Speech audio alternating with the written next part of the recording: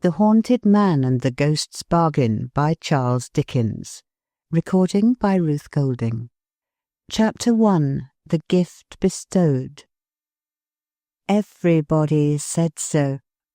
Far be it from me to assert that what everybody says must be true. Everybody is often as likely to be wrong as right.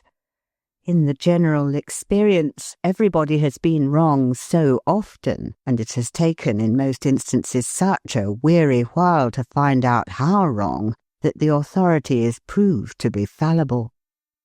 Everybody may sometimes be right, but that's no rule, as the ghost of Giles Scroggins says in the ballad.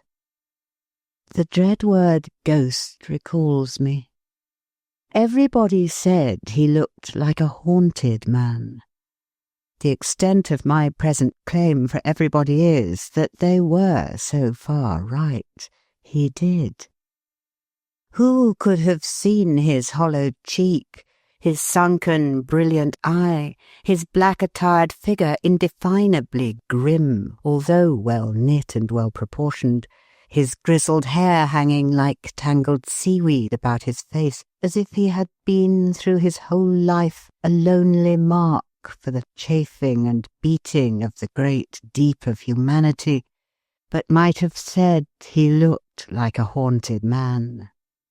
Who could have observed his manner, taciturn, thoughtful, gloomy, shadowed by habitual reserve, retiring always and jocund never, with a distraught air of reverting to a bygone place and time, or of listening to some old echoes in his mind, but might have said it was the manner of a haunted man? Who could have heard his voice, slow speaking, deep and grave, with a natural fullness and melody in it which he seemed to set himself against and stop, but might have said it was the voice of a haunted man? Who that had seen him in his inner chamber, part library and part laboratory, for he was, as the world knew, far and wide, a learned man in chemistry, and a teacher on whose lips and hands a crowd of aspiring ears and eyes hung daily? Who that had seen him there upon a winter night, alone, surrounded by his drugs and instruments and books, the shadow of his shaded lamp a monstrous beetle on the wall, motionless among a crowd of spectral shapes, raised there by the flickering of the fire upon the quaint objects around him? Some of these phantoms, the reflection of glass vessels that held liquids, trembling at heart, like things that knew his power to uncombine them, and to give back their component parts to fire and vapour. Who that had seen him then, his work done, and he pondering in his chair before the rusted grate and red flame, moving his thin mouth as if in speech, but silent as the dead, would not have said that the man seemed haunted, and the chamber too? Who might not, by a very easy flight of fancy, have believed that everything about him took this haunted tone, and that he lived on haunted ground? His dwelling was so solitary and vault-like, an old retired part of an ancient endowment for students, once a brave edifice planted in an open place, but now the obsolete whim of forgotten architects, smoke, age, and weather darkened, squeezed on every side by the overgrowing of the great city, and choked like an old well with stones and bricks. Its small quadrangles lying down in very pits formed by the streets and buildings, which in course of time had been constructed above its heavy chimney stacks. Its old trees insulted by the neighbouring smoke, which deigned to droop so low when it was very feeble and the weather very moody. Its grass plots struggling with the mildewed earth to be grass or to win any show of compromise. Its silent pavements, unaccustomed to the tread of feet and even to the observation of eyes, except when a stray face looked down from the upper world, wondering what nook it was. its sundial in a little bricked-up corner where no sun had straggled for 100 years, but where, in compensation for the sun's neglect, the snow would lie for weeks when it lay nowhere else, and the black east wind would spin like a huge humming top when in all other places it was silent and still. His dwelling, at its heart and core, within doors at his fireside, was so lowering and old, so crazy, yet so strong, with its worm-eaten beams of wood in the ceiling, and its sturdy floor shelving downward to the great oak chimney-piece, so environed and hemmed in by the pressure of the town, yet so remote in fashion, age, and custom. So quiet, yet so thundering with echoes when a distant voice was raised or a door was shut, echoes not confined to the many low passages and empty rooms, but rumbling and grumbling till they were stifled in the heavy air of the forgotten crypt, where the Norman arches were half buried in the earth. You should have seen him in his dwelling about twilight in the dead winter time, when the wind was blowing shrill and shrewd with the going down of the blurred sun, when it was just so dark as that the forms of things were indistinct and big, but not wholly lost, when sitters by the fire began to see wild faces and figures, mountains and abysses, ambuscades and armies in the coals, when people in the streets bent down their heads and ran before the weather, when those who were obliged to meet it were stopped at angry corners, stung by wandering snowflakes alighting on the lashes of their eyes, which fell too sparingly and were blown away too quickly to leave a trace upon the frozen ground, when windows of private houses closed up tight and warm, when lighted gas began to burst forth in the busy and the quiet streets, fast blackening otherwise, when stray pedestrians shivering along the latter looked down at the glowing fires in kitchens and sharpened their sharp appetites by sniffing up the fragrance of whole miles of dinners, when travellers by land were bitter cold and looked wearily on gloomy landscapes, rustling and shuddering in the blast, when mariners at sea, outlying upon icy yards, were tossed and swung above the howling ocean dreadfully, when lighthouses on rocks and headlands showed solitary and watchful, and benighted seabirds breasted on against their ponderous lanterns and fell dead, when little readers of storybooks by the firelight trembled to think of Cassim Baba cut into quarters, hanging in the robber's cave, or had some small misgivings that the fierce little old woman with the crutch, who used to start out of the box in the merchant Abuda's bedroom, might one of these nights be found upon the stairs in the long, cold, dusky journey up to bed.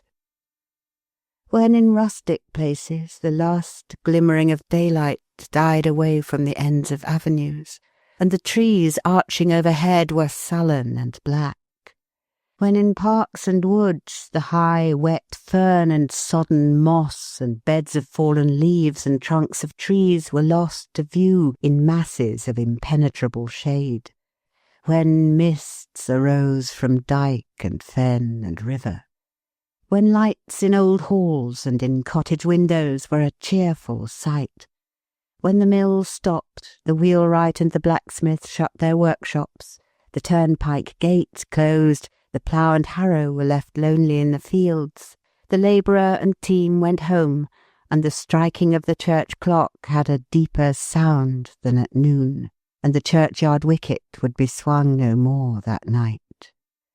When twilight everywhere released the shadows, prisoned up all day, that now closed in and gathered like mustering swarms of ghosts, when they stood lowering in corners of rooms and frowned out from behind half-opened doors, when they had full possession of unoccupied apartments, when they danced upon the floors and walls and ceilings of inhabited chambers while the fire was low, and withdrew like ebbing waters when it sprung into a blaze. When they fantastically mocked the shapes of household objects, making the nurse an ogress, the rocking horse a monster, the wondering child, half scared and half amused, a stranger to itself. The very tongs upon the hearth, a straddling giant with his arms akimbo, evidently smelling the blood of Englishmen and wanting to grind people's bones to make his bread. When these shadows brought into the minds of older people other thoughts and showed them different images, when they stole from their retreats in the likenesses of forms and faces from the past, from the grave, from the deep, deep gulf where the things that might have been and never were are always wandering. When he sat, as already mentioned, gazing at the fire, when as it rose and fell the shadows went and came, when he took no heed of them with his bodily eyes, but let them come or let them go, looked fixedly at the fire, you should have seen him then. When the sounds that had arisen with the shadows and come out of their lurking places at the twilight summons seemed to make a deeper stillness all about him, when the wind was rumbling in the chimney and sometimes crooning, sometimes howling in the house, when the old trees outside were so shaken and beaten that one querulous old rook, unable to sleep, protested now and then in a feeble, dozy, high-up when at intervals the window trembled, the rusty vane upon the turret-top complained, the clock beneath it recorded that another quarter of an hour was gone, or the fire collapsed and fell in with a rattle. When a knock came at his door, in short, as he was sitting so, and roused him. "Who's that?" said he. "Come in." Surely there had been no figure leaning on the back of his chair, no face looking over it. It is certain that no gliding footstep touched the floor as he lifted up his head with a start and spoke. And yet there was no mirror in the room on whose surface his own form could have cast its shadow for a moment, and something had passed darkly and gone. "I'm humbly fearful, sir," said a fresh-coloured, busy man, holding the door open with his foot for the admission of himself and a wooden tray he carried, and letting it go again by very gentle and careful degrees when he and the tray had got in, lest it should close noisily, "that it's a good bit past the time tonight. But Mrs. William has been taken off her legs so often. By the wind, I have heard it rising. By the wind, sir, that it's a mercy she got home at all. Oh dear, yes. Yes, it was by the wind, Mr. Redlaw, by the wind." He had by this time put down the tray for dinner, and was employed in lighting the lamp and spreading a cloth on the table. From this employment he desisted in a hurry to stir and feed the fire, and then resumed it. The lamp he had lighted, and the blaze that rose under his hand, so quickly changing the appearance of the room, that it seemed as if the mere coming in of his fresh red face and active manner had made the pleasant alteration. "Mrs. William is of course subject at any time, sir, to be taken off her balance by the elements. She is not formed superior to that." "No," returned Mr. Redlaw, good-naturedly, though abruptly. "No, sir, Mrs. William may be taken off her balance by earth, as for example last Sunday week, when sloppy and greasy, and she going out to tea with her newest sister-in-law and having a pride in herself and wishing to appear perfectly spotless, though pedestrian. Mrs. William may be taken off her balance by air, as being once over-persuaded by a friend to try a swing at Peckham Fair, which acted on her constitution instantly like a steamboat. Mrs. William may be taken off her balance by fire, as on a false alarm of engines at her mother's when she went 2 miles in her nightcap. Mrs. William may be taken off her balance by water, as at Battersea when rowed into the piers by her young nephew Charlie Swidger Jr., aged 12, which had no idea of boats whatever. But these are elements. Mrs. William must be taken out of elements for the strength of her character to come into play. As he stopped for a reply, the reply was, "Yes," in the same tone as before. "Yes, sir. Oh dear, yes," said Mr. Swidger, still proceeding with his preparations and checking them off as he made them. "That's where it is, sir. That's what I always say myself, sir. Such a many of us Swidgers. Pepper. Why, there's my father, sir, superannuated keeper and custodian of this institution, 87-year-old. He's a Swidger. Spoon." "True, William," was the patient and abstracted answer when he stopped again. "Yes, sir," said Mr. Swidger. "That's what I always say, sir. You may call him the trunk of the tree, Bread. Then you come to his successor, my unworthy self, Salt, and Mrs. William, Swidgers both, Knife and Fork. Then you come to all my brothers and their families, Swidgers, man and woman, boy and girl. Why, what with cousins, uncles, aunts, and relationships of this, that, and t'other degree, and what not degree, and marriages, and lyings in, the Swidgers tumblers might take hold of hands and make a ring round England." Receiving no reply at all here from the thoughtful man whom he addressed, Mr. William approached him nearer and made a feint of accidentally knocking the table with a decanter to rouse him. The moment he succeeded, he went on, as if in great alacrity of acquiescence. "Yes, sir, that's just what I say myself, sir. Mrs. William and me have often said so. There's Swidgers enough, we say, without our voluntary contributions. Butter. In fact, sir, my father is a family in himself, casters, to take care of, and it happens all for the best that we have no child of our own, though it's made Mrs. William rather quiet-like, too. Quite ready for the fowl and mashed potatoes, sir. Mrs. William said she'd dish in 10 minutes when I left the lodge."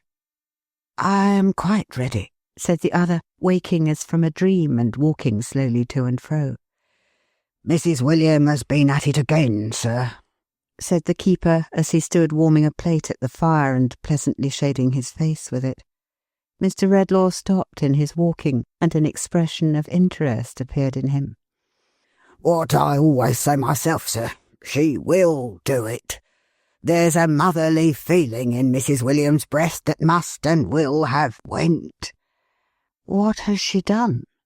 "Why, sir, not satisfied with being a sort of mother to all the young gentlemen that come up from a variety of parts to attend your courses of lectures at this ancient foundation. It's surprising how Stone Chaney catches the heat this frosty weather, to be sure." Here he turned the plate and cooled his fingers. "Well," said Mr. Redlaw. "That's just what I say myself, sir," returned Mr. William, speaking over his shoulder as if in ready and delighted assent. "That's exactly where it is, sir. There ain't one of our students but appears to regard Mrs. William in that light. Every day, right through the course, they puts their heads into the lodge one after another, and have all got something to tell her or something to ask her. Swidge is the appellation by which they speak of Mrs. William in general among themselves, I'm told. But that's what I say, sir. Better be called ever so far out of your name if it's done in real liking than have it made ever so much of and not cared about. What's a name for? To know a person by. If Mrs. William is known by something better than her name, I allude to Mrs. William's qualities and disposition, never mind her name, though it is Swidger by rights.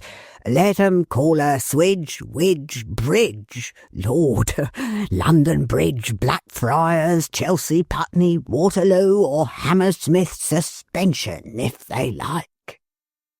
The close of this triumphant oration brought him and the plate to the table, upon which he half laid and half dropped it with a lively sense of its being thoroughly heated, just as the subject of his praises entered the room, bearing another tray and a lantern, and followed by a venerable old man with long grey hair.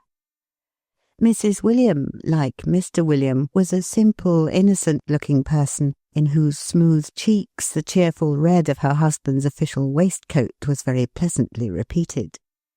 But whereas Mr. William's light hair stood on end all over his head, and seemed to draw his eyes up with it in an excess of bustling readiness for anything, the dark brown hair of Mrs. William was carefully smoothed down and waved away under a trim, tidy cap, in the most exact and quiet manner imaginable.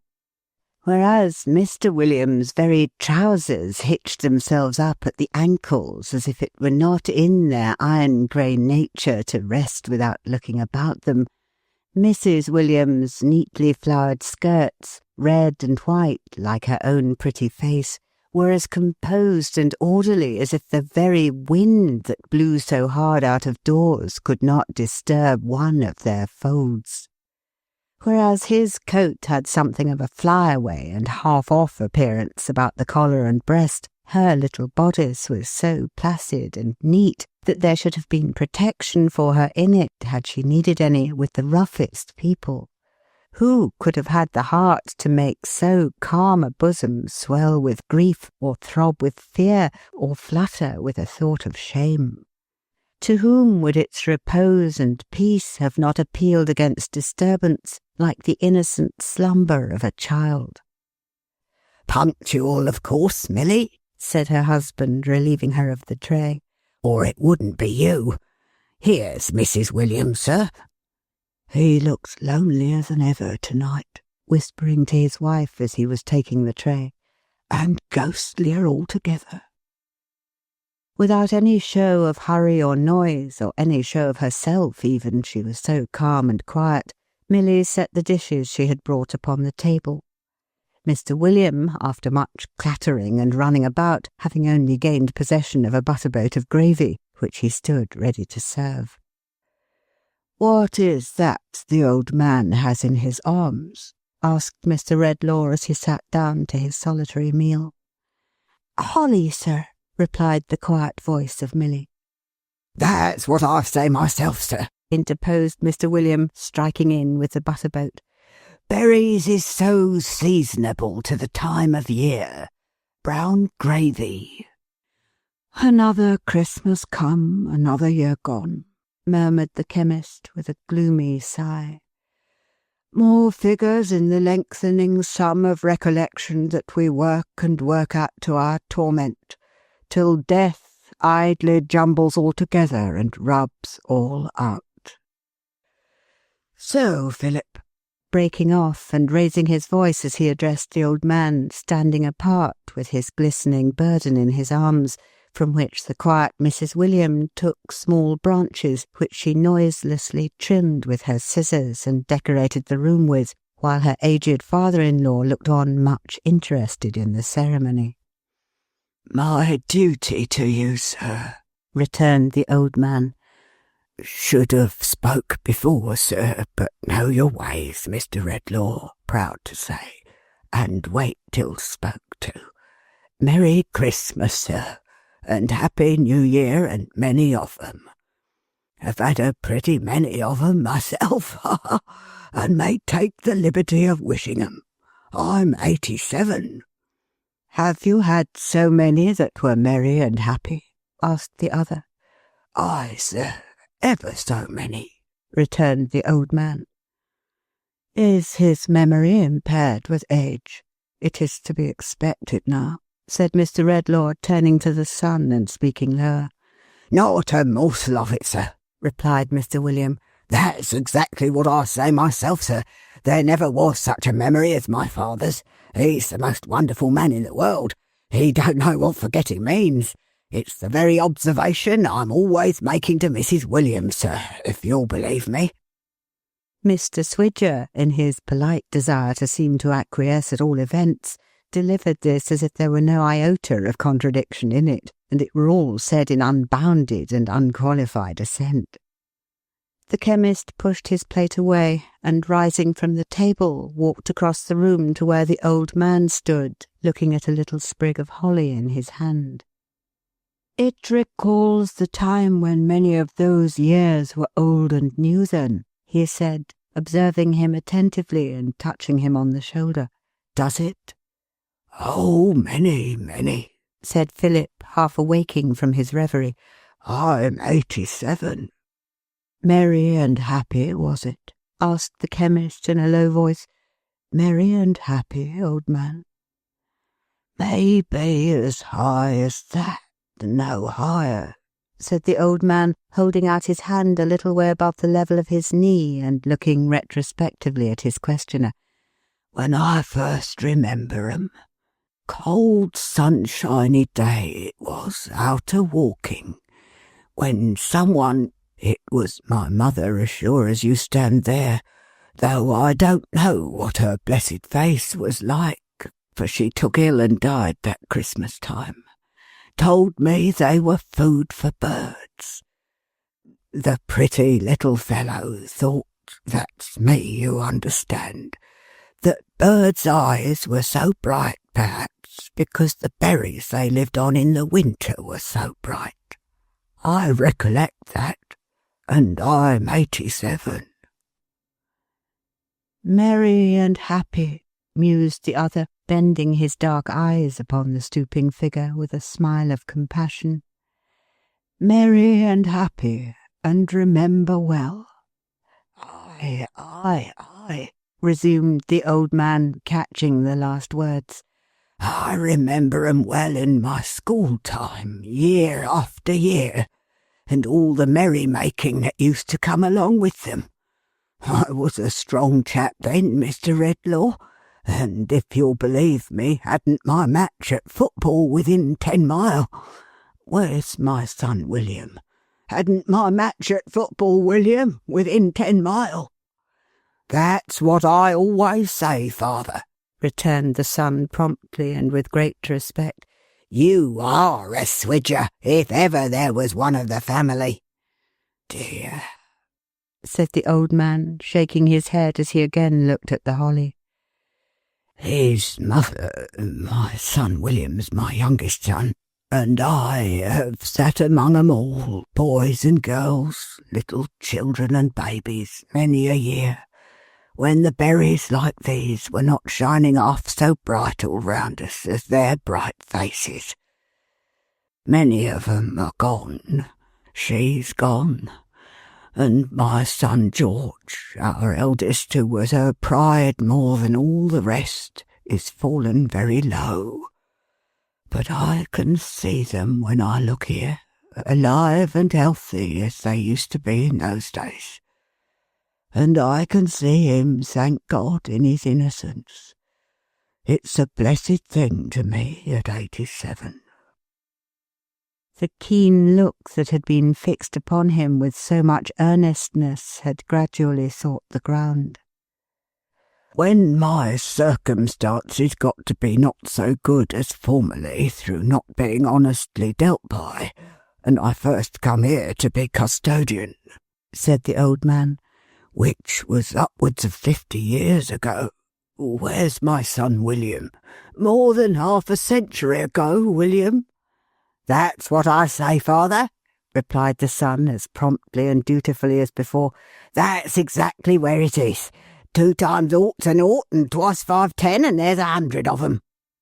"It was quite a pleasure to know that one of our founders, or more correctly speaking," said the old man with a great glory in his subject and his knowledge of it, "one of the learned gentlemen that helped endow us in Queen Elizabeth's time, for we were founded afore her day, left in his will, among the other bequests he made us, so much to buy holly for garnishing the walls and windows come Christmas.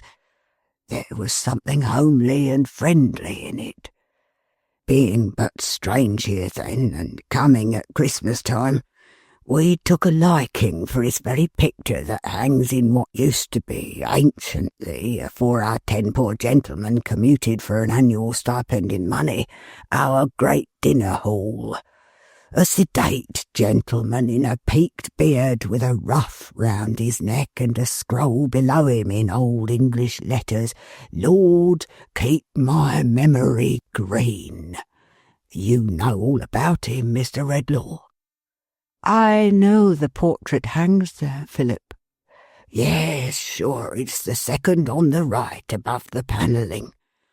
I was going to say, he has helped to keep my memory green. I thank him for going round the building every year, as I'm a-doing now, and freshening up the bare rooms with these branches and berries. Freshens up my bare old brain. One year brings back another, and that year another, and those others numbers. At last it seems to me as if the birth time of our Lord was the birth time of all I have ever had affection for, or mourned for, or delighted in. And there are pretty many, for I'm 87. "Merry and happy," murmured Redlaw to himself. The room began to darken strangely. "So you see, sir," pursued old Philip, whose hale wintry cheek had warmed into a ruddier glow, and whose blue eyes had brightened while he spoke, "I have plenty to keep when I keep this present season. Now, where's my quiet mouse? Chattering's the sin of my time of life, and there's half the building to do yet. If the cold don't freeze us first, or the wind don't blow us away, or the darkness don't swallow us up." The quiet mouse had brought her calm face to his side, and silently taken his arm before he finished speaking. "Come away, my dear," said the old man. "Mr. Redlaw won't settle to his dinner otherwise till it's cold as the winter.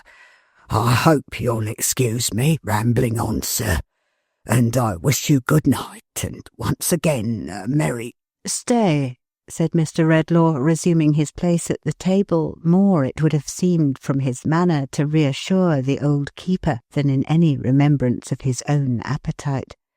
"Spare me another moment, Philip. William, you were going to tell me something to your excellent wife's honour. It will not be disagreeable to her to hear you praise her. What was it?"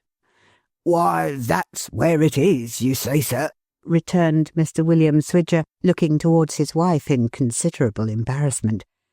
"Mrs. Williams got her eye upon me." "But you're not afraid of Mrs. William's eye?" "Why, no, sir," returned Mr. Swidger. "That's what I say myself. It wasn't made to be afraid of. It wouldn't have been made so mild if that was the intention, but I wouldn't like to— Milly, him, you know, down in the buildings." Mr. William, standing behind the table and rummaging disconcertedly among the objects upon it, directed persuasive glances at Mrs. William, and secret jerks of his head and thumb at Mr. Redlaw, as alluring her towards him. "Him, you know, my love," said Mr. William, "down in the buildings. Tell, my dear, you're the works of Shakespeare in comparison with myself. Down in the buildings, you know, my love. Student." "Student?" repeated Mr. Redlaw, raising his head. "That's what I say, sir," cried Mr. William in the utmost animation of assent. "If it wasn't the poor student down in the buildings, why should you wish to hear it from Mrs. William's lips?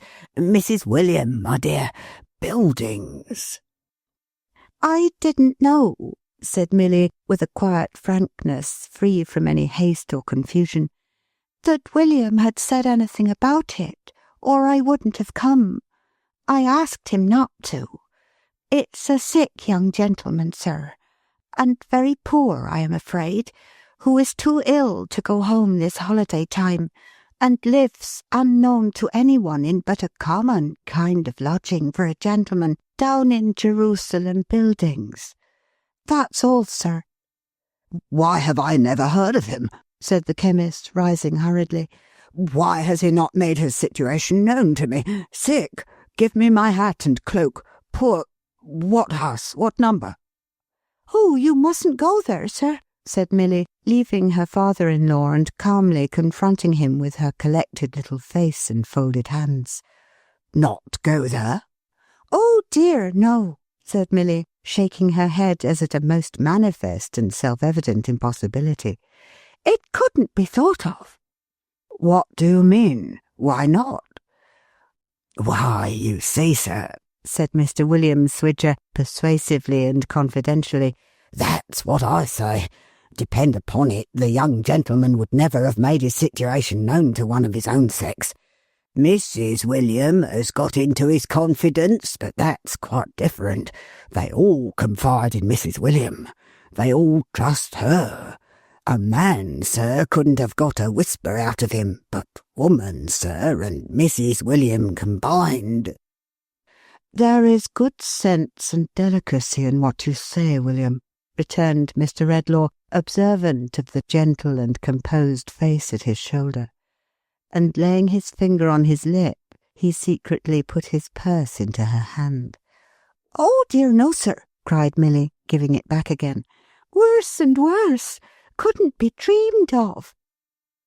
Such a staid, matter-of-fact housewife she was, and so unruffled by the momentary haste of this rejection, that an instant afterwards she was tidily picking up a few leaves which had strayed from between her scissors and her apron when she had arranged the holly.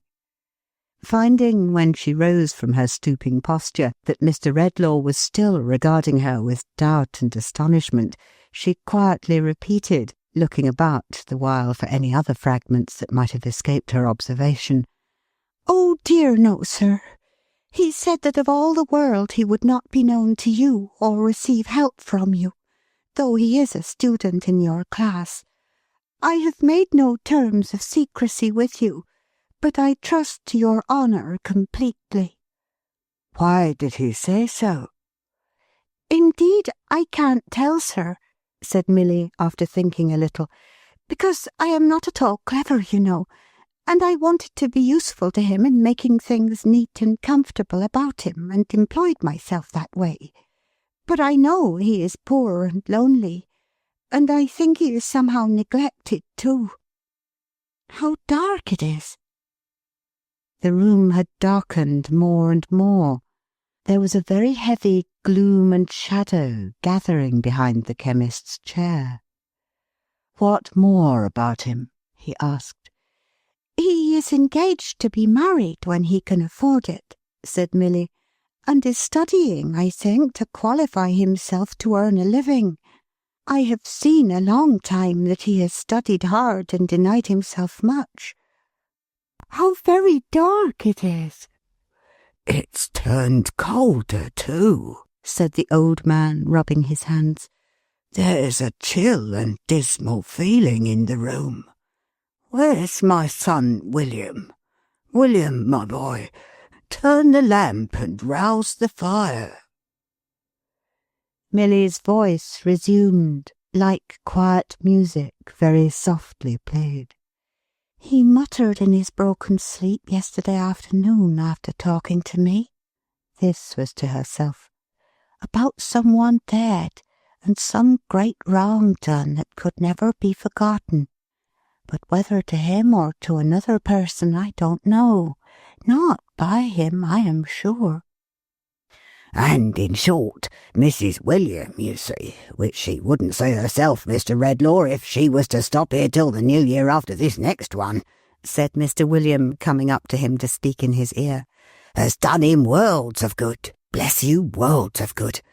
All at home, just the same as ever. My father made us snug and comfortable, not a crumb of litter to be found in the house if you were to offer £50 ready money for it.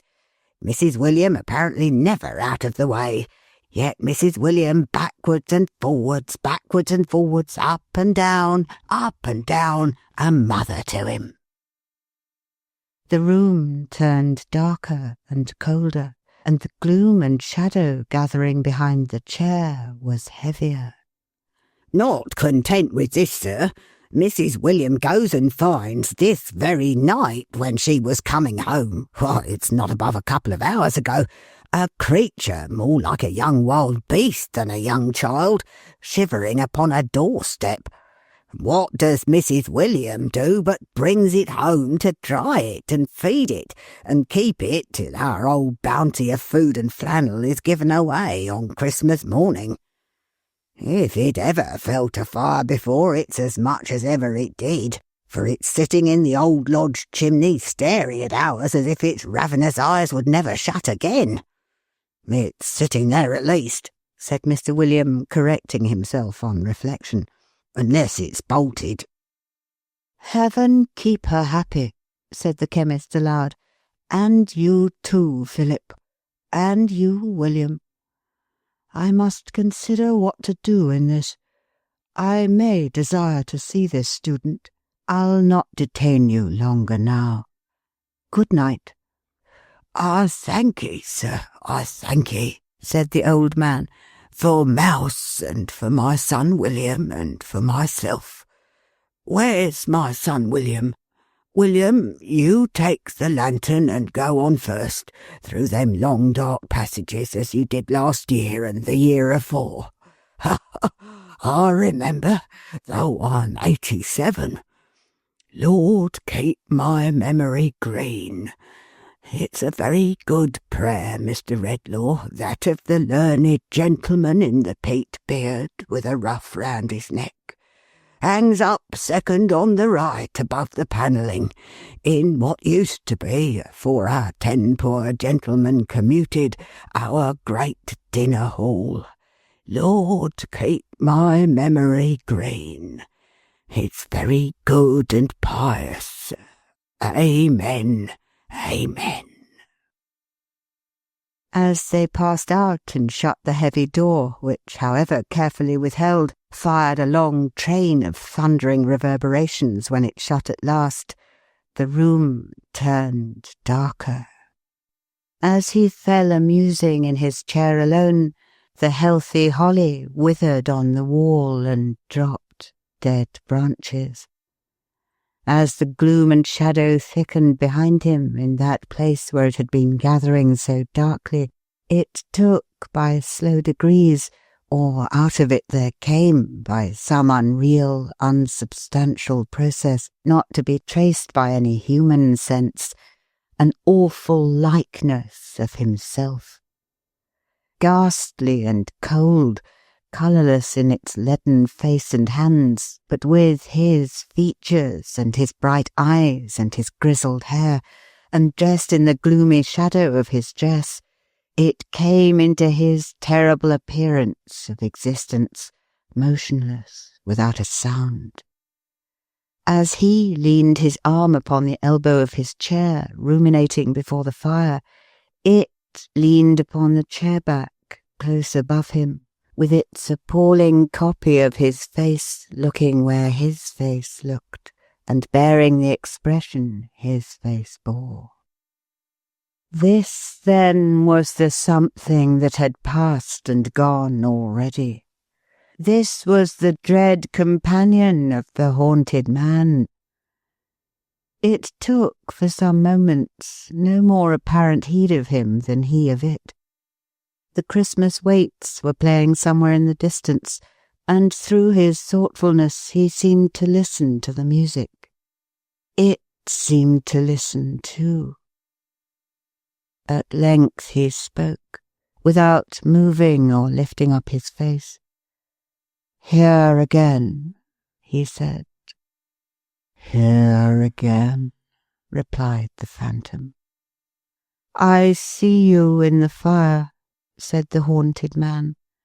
"I hear you in music, in the wind, in the dead stillness of the night."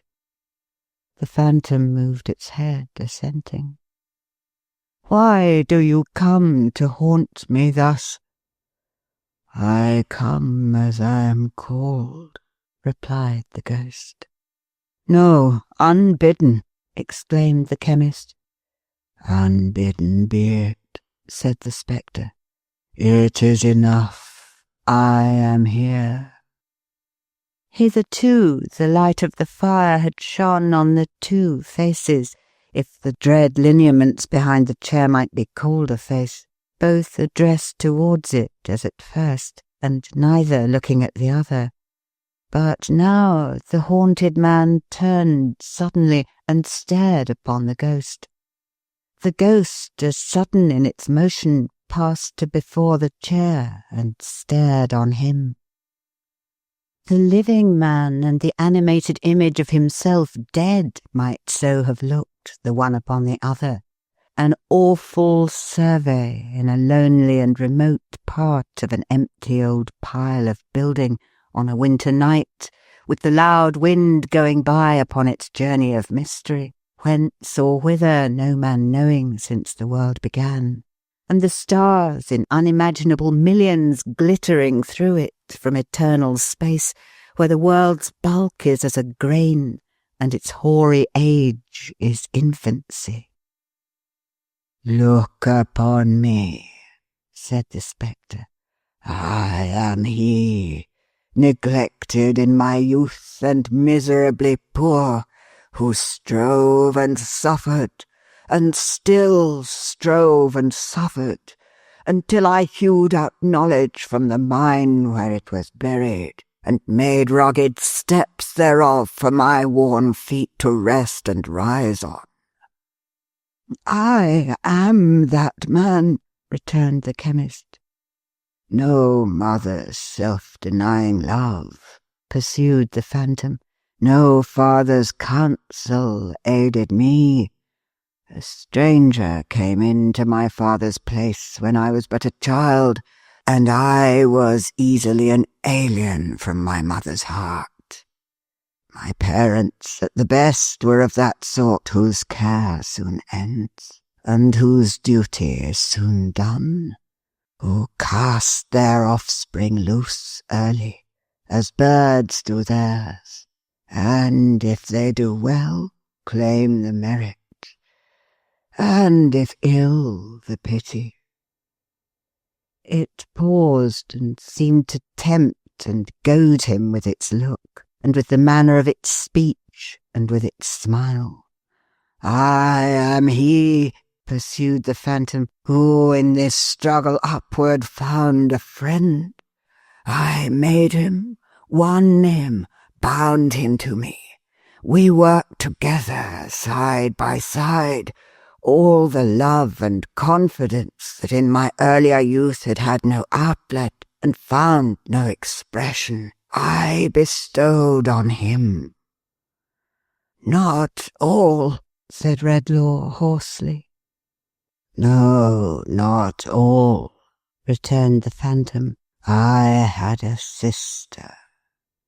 The haunted man, with his head resting on his hands, replied, "I had." The phantom, with an evil smile, drew closer to the chair, and resting its chin upon its folded hands upon the back, and looking down into his face with searching eyes that seemed instinct with fire, went on, "Such glimpses of the light of home as I had ever known had streamed from her. How young she was, how fair, how loving. I took her to the first poor roof that I was master of, and made it rich.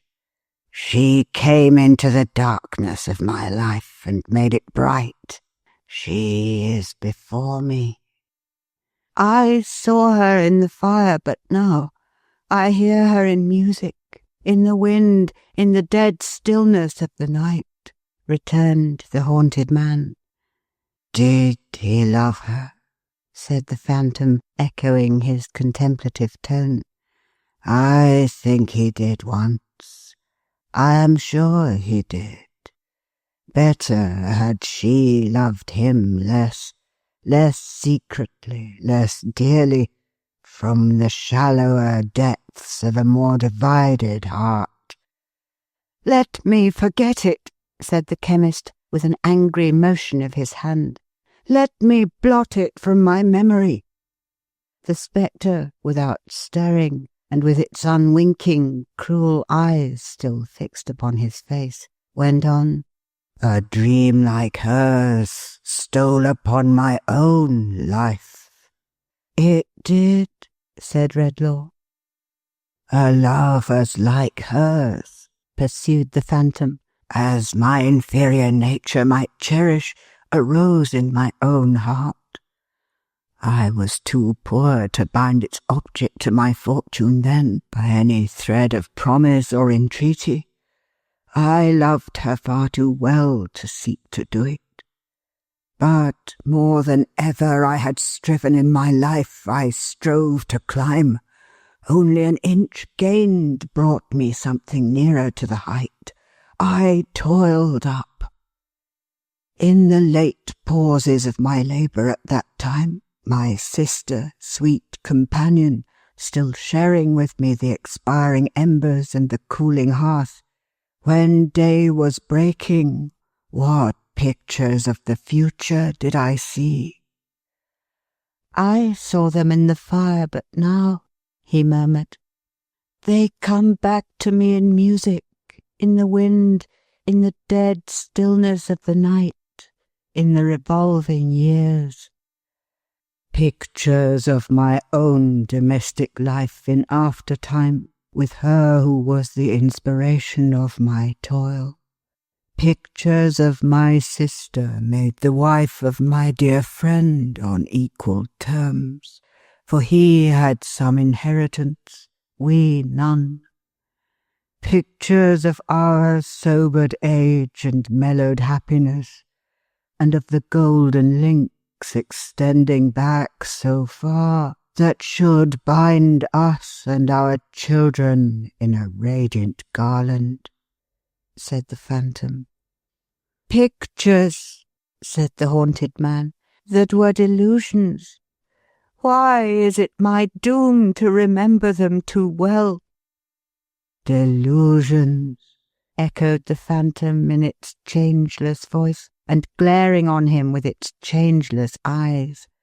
For my friend, in whose breast my confidence was locked as in my own, passing between me and the centre of the system of my hopes and struggles, won her to himself and shattered my frail universe. My sister, doubly dear, doubly devoted, doubly cheerful in my home, lived on to see me famous, and my old ambition so rewarded when its spring was broken. And then died, he interposed, died gentle as ever, happy, and with no concern but for her brother. Peace.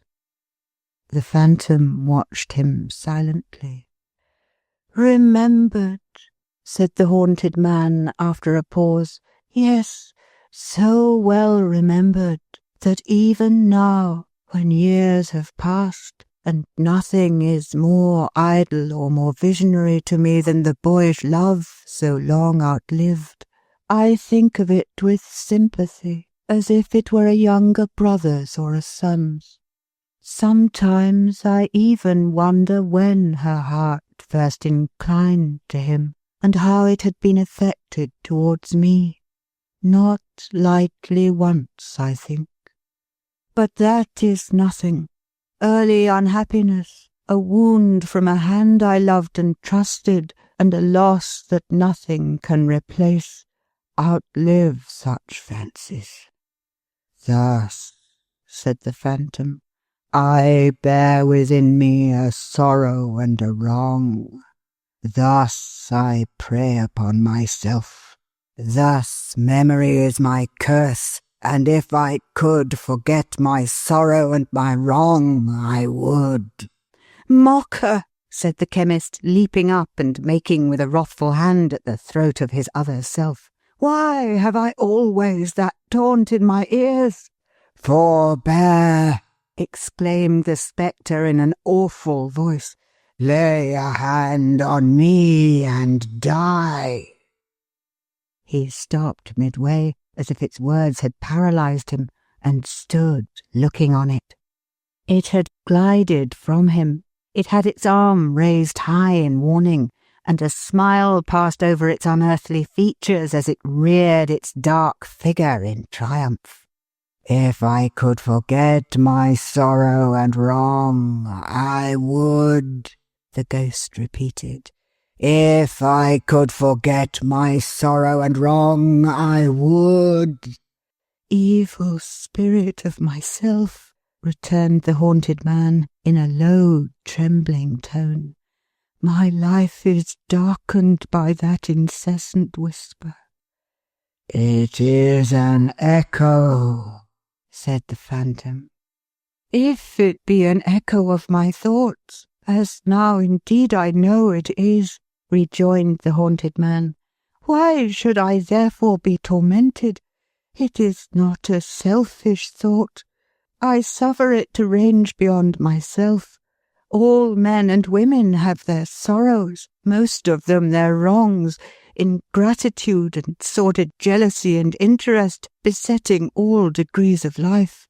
Who would not forget their sorrows and their wrongs? Who would not, truly, and be the happier and better for it? Said the phantom. These revolutions of years which we commemorate, proceeded Redlaw, what do they recall? Are there any minds in which they do not reawaken some sorrow or some trouble? What is the remembrance of the old man who was here tonight? A tissue of sorrow and trouble. But common natures, said the phantom with its evil smile upon its glassy face. Unenlightened minds and ordinary spirits do not feel or reason on these things like men of higher cultivation and profounder thought. Tempter, answered Redlaw, whose hollow look and voice I dread more than words can express, and from whom some dim foreshadowing of greater fear is stealing over me while I speak, I hear again an echo of my own mind. Receive it as a proof that I am powerful, returned the ghost. Hear what I offer. Forget the sorrow, wrong, and trouble you have known. Forget them, he repeated. I have the power to cancel their remembrance, to leave but very faint, confused traces of them that will die out soon, returned the spectre. Say, it is done. Stay, cried the haunted man, arresting by a terrified gesture the uplifted hand. I tremble with distrust and doubt of you, and the dim fear you cast upon me deepens into a nameless horror I can hardly bear. I would not deprive myself of any kindly recollection, or any sympathy that is good for me or others. What shall I lose if I assent to this? What else will pass from my remembrance?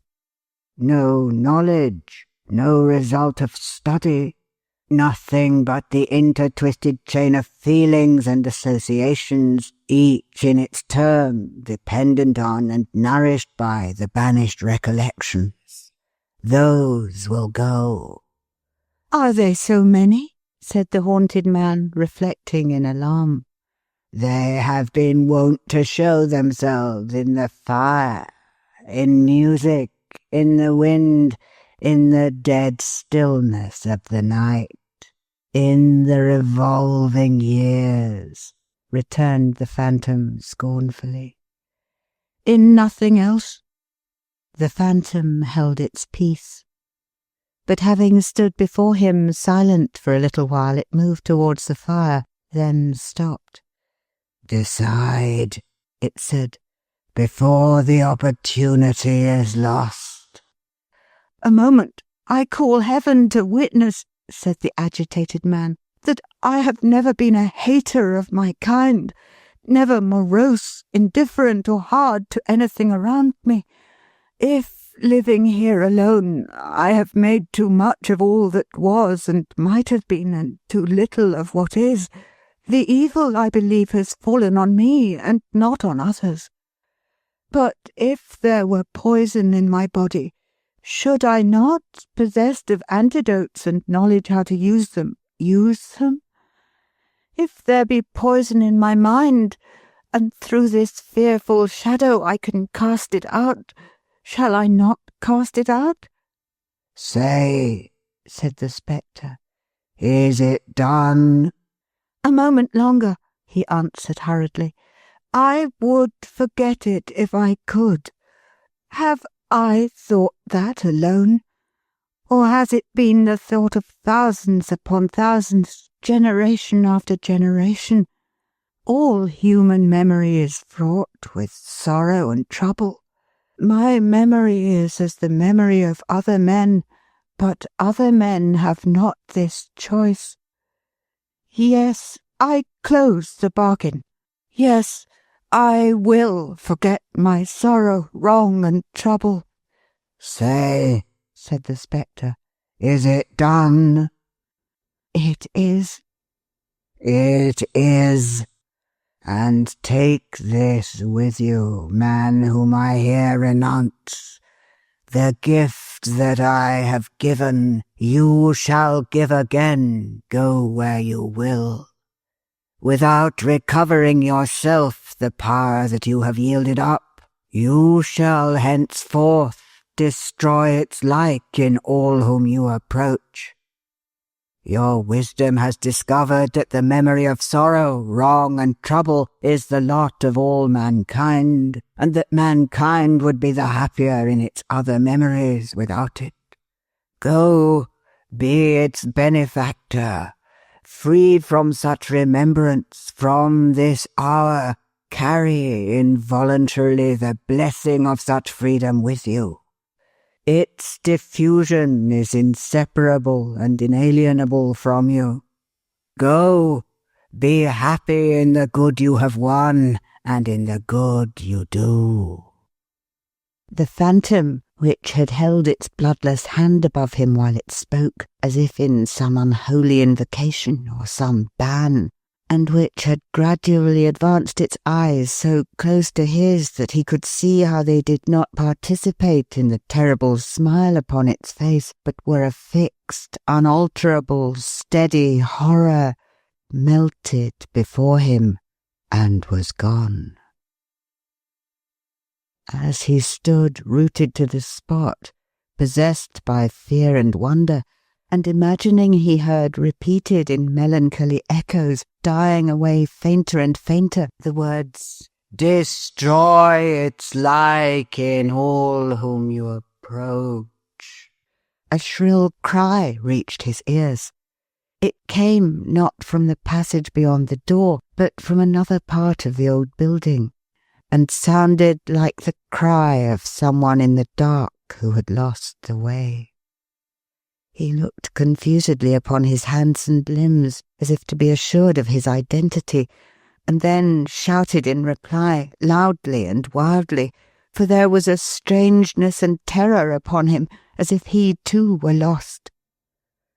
The cry responding, and being nearer, he caught up the lamp and raised a heavy curtain in the wall, by which he was accustomed to pass into and out of the theatre where he lectured, which adjoined his room. Associated with youth and animation, and a high amphitheatre of faces which his entrance charmed to interest in a moment, it was a ghostly place when all this life was faded out of it, and stared upon him like an emblem of death. "Hello!" he cried. "Hello! This way! Come to the light!" When, as he held the curtain with one hand, and with the other raised the lamp and tried to pierce the gloom that filled the place, something rushed past him into the room like a wildcat and crouched down in a corner. "What is it?" he said hastily. He might have asked what is it, even had he seen it well, as presently he did when he stood looking at it gathered up in its corner. A bundle of tatters, held together by a hand, in size and form almost an infant's, but in its greedy, desperate little clutch a bad old man's. A face rounded and smoothed by some half-dozen years, but pinched and twisted by the experiences of a life. Bright eyes, but not youthful. naked feet, beautiful in their childish delicacy, ugly in the blood and dirt that cracked upon them. A baby savage, a young monster, a child who had never been a child, a creature who might live to take the outward form of man, but who within would live and perish a mere beast. Used already to be worried and hunted like a beast, the boy crouched down as he was looked at, and looked back again, and interposed his arm to ward off the expected blow. "I'll bite," he said, "if you hit me." The time had been, and not many minutes since, when such a sight as this would have wrung the chemist's heart. He looked upon it now coldly, but with a heavy effort to remember something, he did not know what. He asked the boy what he did there, and whence he came. "Where's the woman?" he replied. "I want to find the woman." "Who?" "The woman.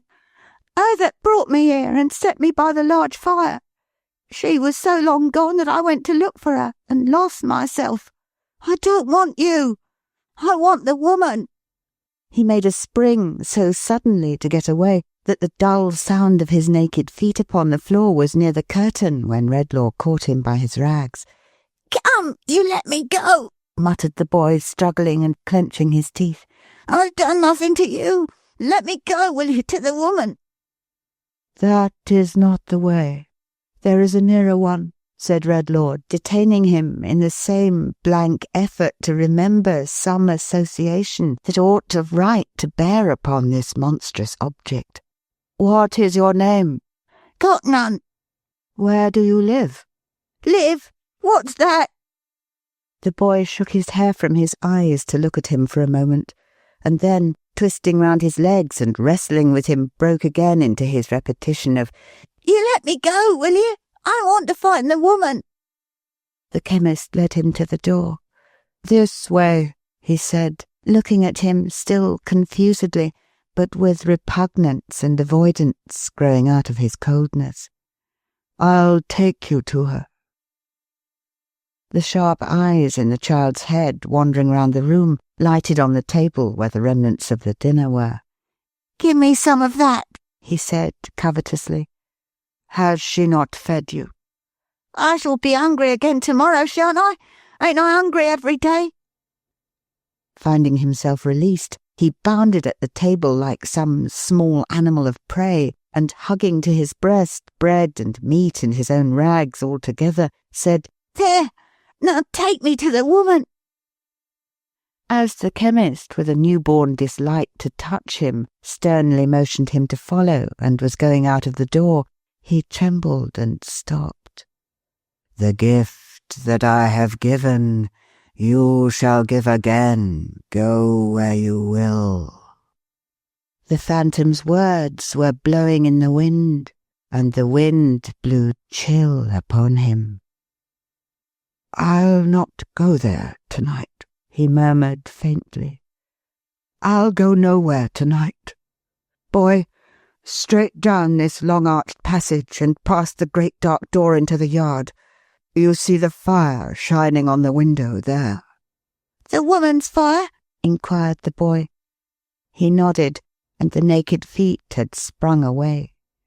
He came back with his lamp, locked his door hastily, and sat down in his chair, covering his face like one who was frightened at himself. For now he was indeed alone. Alone, alone. Chapter 2. The Gift Diffused. A small man sat in a small parlour partitioned off from a small shop by a small screen pasted all over with small scraps of newspapers. In company with the small man was almost any amount of small children you may please to name, at least it seemed so. They made, in that very limited sphere of action, such an imposing effect in point of numbers. Of these small fry, 2 had, by some strong machinery, been got into bed in a corner, where they might have reposed snugly enough in the sleep of innocence, but for a constitutional propensity to keep awake and also to scuffle in and out of bed. The immediate occasion of these predatory dashes at the waking world was the construction of an oyster-shell wall in a corner by two other youths of tender age, on which fortification the two in bed made harassing descents, like those accursed Picts and Scots who beleaguer the early historical studies of most young Britons, and then withdrew to their own territory. In addition to the stir attendant on these inroads, and the retorts of the invaded, who pursued hotly and made lunges at the bedclothes under which the marauders took refuge, another little boy in another little bed contributed his mite of confusion to the family stock by casting his boots upon the waters. In other words, by launching these and several small objects, inoffensive in themselves, though of a hard substance considered as missiles, at the disturbers of his repose, who were not slow to return these compliments. Besides which, another little boy, the biggest there, but still little, was tottering to and fro, bent on one side, and considerably affected in his knees by the weight of a large baby, which he was supposed, by a fiction that obtains sometimes in sanguine families, to be hushing to sleep. But oh, the inexhaustible regions of contemplation and watchfulness into which this baby's eyes were then only beginning to compose themselves to stare over his unconscious shoulder. It was a very Moloch of a baby, on whose insatiate altar the whole existence of this particular young brother was offered up a daily sacrifice.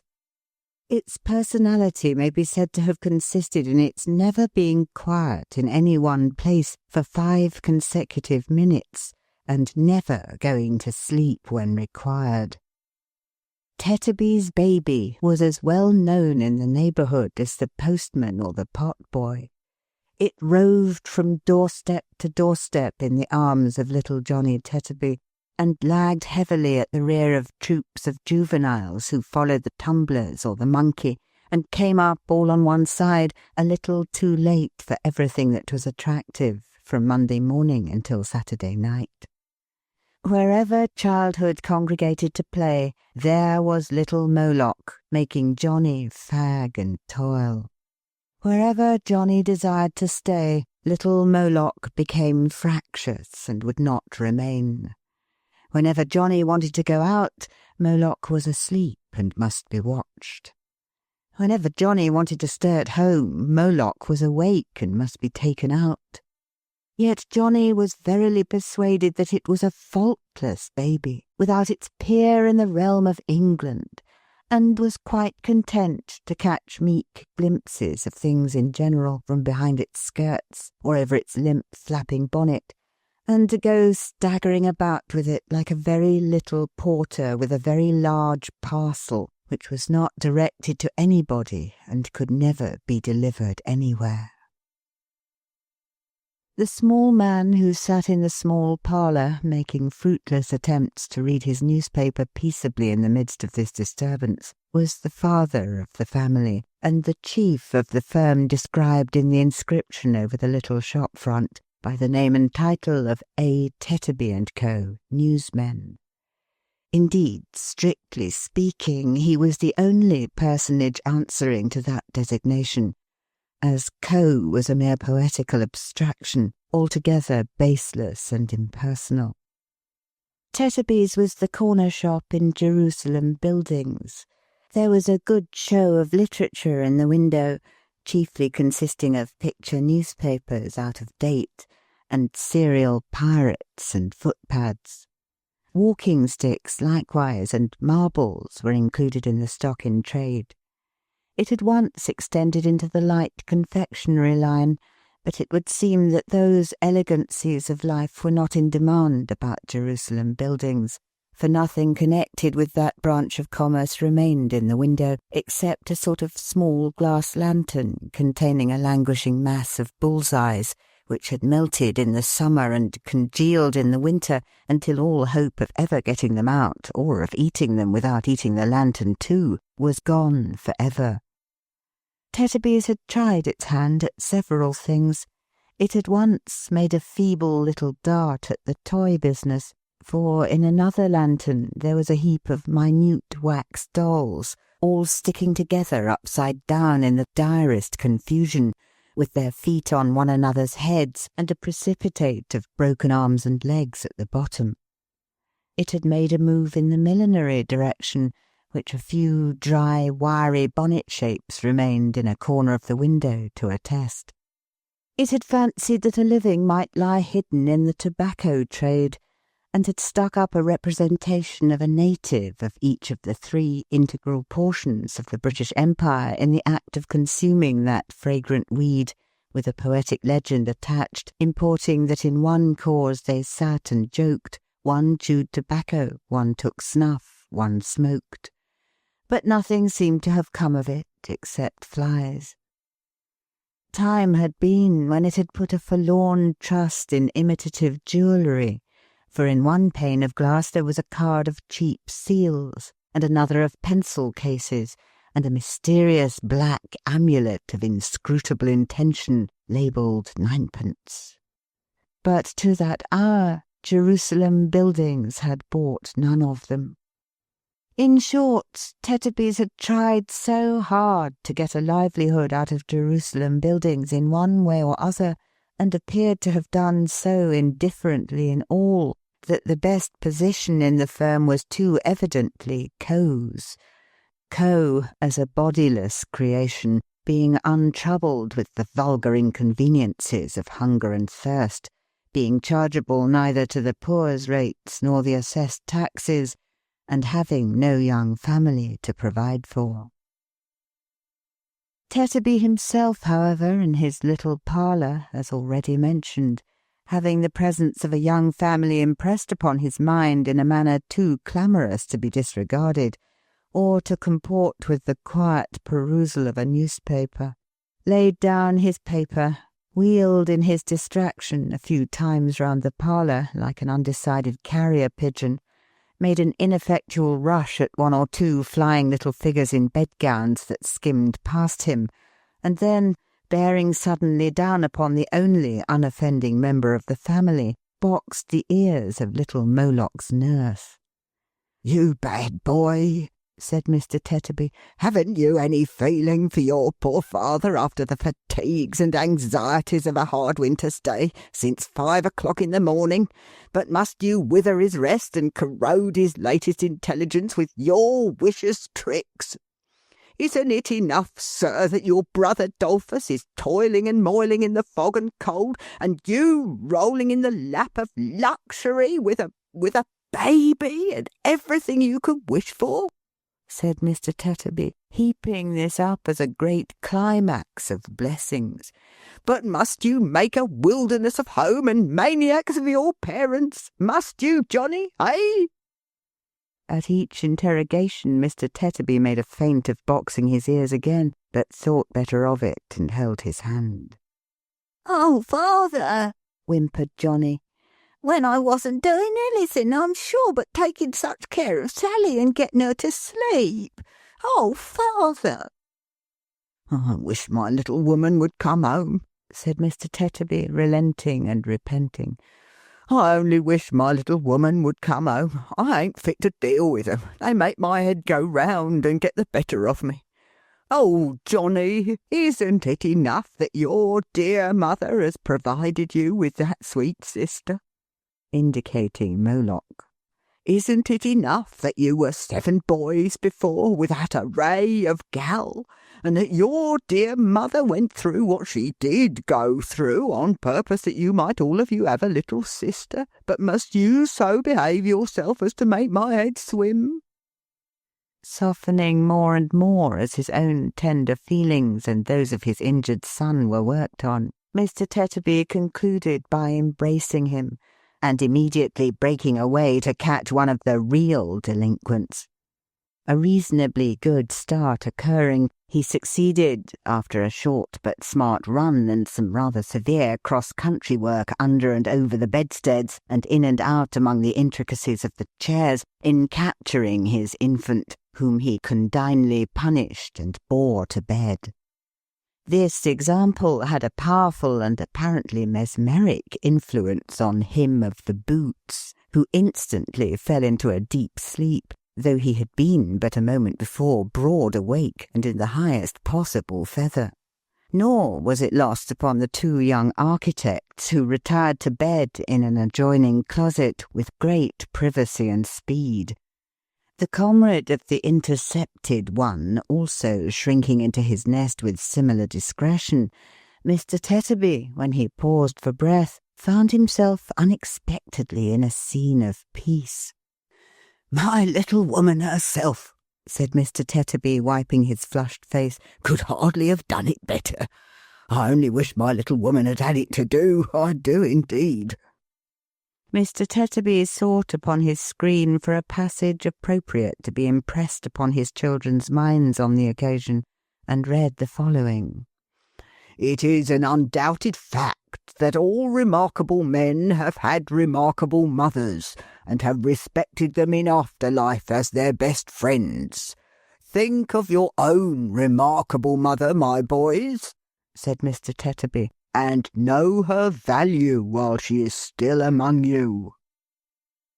He sat down in his chair by the fire and composed himself cross-legged over his newspaper.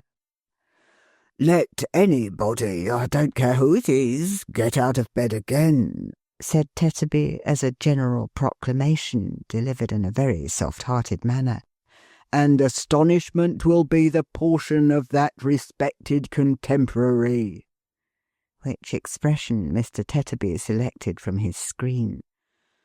"Johnny, my child, take care of your only sister Sally, for she's the brightest gem that ever sparkled on your early brow."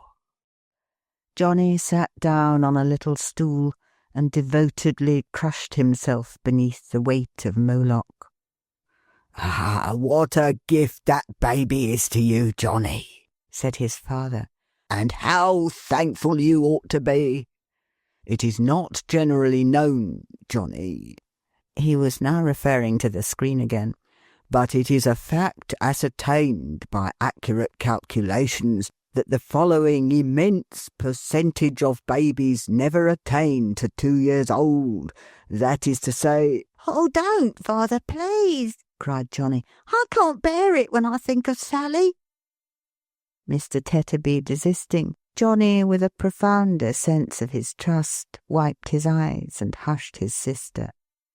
"Your brother Dolphus," said his father, poking the fire, "is late to-night, Johnny, and will come home like a lump of ice. What's got your precious mother?" "Here's mother and Dolphus too, father," exclaimed Johnny. "I think." "You're right," returned his father, listening. "Yes, that's the footstep of my little woman." The process of induction by which Mr. Tetterby had come to the conclusion that his wife was a little woman was his own secret. She would have made 2 editions of himself very easily. Considered as an individual, she was rather remarkable for being robust and portly, but considered with reference to her husband, her dimensions became magnificent. Nor did they assume a less imposing proportion when studied with reference to the size of her 7 sons, who were but diminutive. In the case of Sally, however, Mrs. Tetterby had asserted herself at last, as nobody knew better than the victim Johnny, who weighed and measured that exacting idol every hour in the day. Mrs. Tetterby, who had been marketing and carried a basket, threw back her bonnet and shawl, and sitting down, fatigued, commanded Johnny to bring his sweet charge to her straightway for a kiss. Johnny having complied and gone back to his stool and again crushed himself, Master Adolphus Tetterby, who had by this time unwound his torso out of a prismatic comforter, apparently interminable, requested the same favour. Johnny having again complied and again gone back to his stool and again crushed himself, Mr. Tetterby, struck by a sudden thought, preferred the same claim on his own parental part. The satisfaction of this third desire completely exhausted the sacrifice, who had hardly breath enough left to get back to his stool, crush himself again, and pant at his relations. "Whatever you do, Johnny," said Mrs. Tetterby, shaking her head, "take care of her, or never look your mother in the face again." "Nor your brother," said Adolphus. "Nor your father, Johnny," added Mr. Tetterby. Johnny, much affected by this conditional renunciation of him, looked down at Moloch's eyes to see that they were all right so far, and skilfully patted her back, which was uppermost, and rocked her with his foot. "Are you wet, Dolphus, my boy?" said his father. "Come and take my chair and dry yourself." "No, father, thank'ee," said Adolphus, smoothing himself down with his hands. "I ain't very wet, I don't think. Does my face shine much, father?" "Well, it does look waxy, my boy," returned Mr. Tetterby. "It's the weather, father," said Adolphus, polishing his cheeks on the worn sleeve of his jacket. "What with rain and sleet and wind and snow and fog, my face gets quite brought out into a rash sometimes. And shines it does, oh, don't it, though?" Master Adolphus was also in the newspaper line of life, being employed by a more thriving firm than his father and co. to vend newspapers at a railway station, where his chubby little person, like a shabbily disguised Cupid, and his shrill little voice, he was not much more than 10 years old, were as well known as the hoarse panting of the locomotives running in and out. His juvenility might have been at some loss for a harmless outlet in this early application to traffic, but for a fortunate discovery he made of a means of entertaining himself, and of dividing the long day into stages of interest without neglecting business. This ingenious invention, remarkable like many great discoveries for its simplicity, consisted in varying the first vowel in the word paper, and substituting in its stead at different periods of the day all the other vowels in grammatical succession. Thus, before daylight in the winter-time, he went to and fro in his little oilskin cap and cape and his big comforter, piercing the heavy air with his cry of "Morning paper," which about an hour before noon changed to "Morning pepper," which about 2 changed to "Morning paper," which in a couple of hours changed to "Morning popper," and so declined with the sun into "Evening papa," to the great relief and comfort of this young gentleman's spirits. Mrs. Tetterby, his lady mother, who had been sitting with her bonnet and shawl thrown back as aforesaid, thoughtfully turning her wedding ring round and round upon her finger, now arose, and divesting herself of her out-of-door attire, began to lay the cloth for supper. "Oh, dear me, dear me, dear me," said Mrs. Tetterby. "That's the way the world goes." "Which is the way the world goes, my dear?" asked Mr. Tetterby, looking round. "Oh, nothing," said Mrs. Tetterby.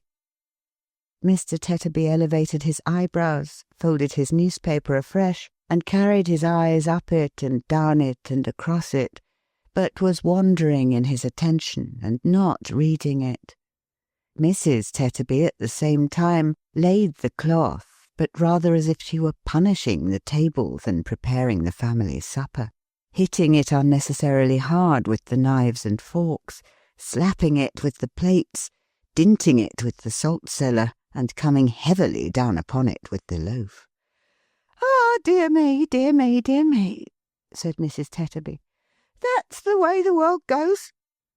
"My duck," returned her husband, looking round again, "you said that before.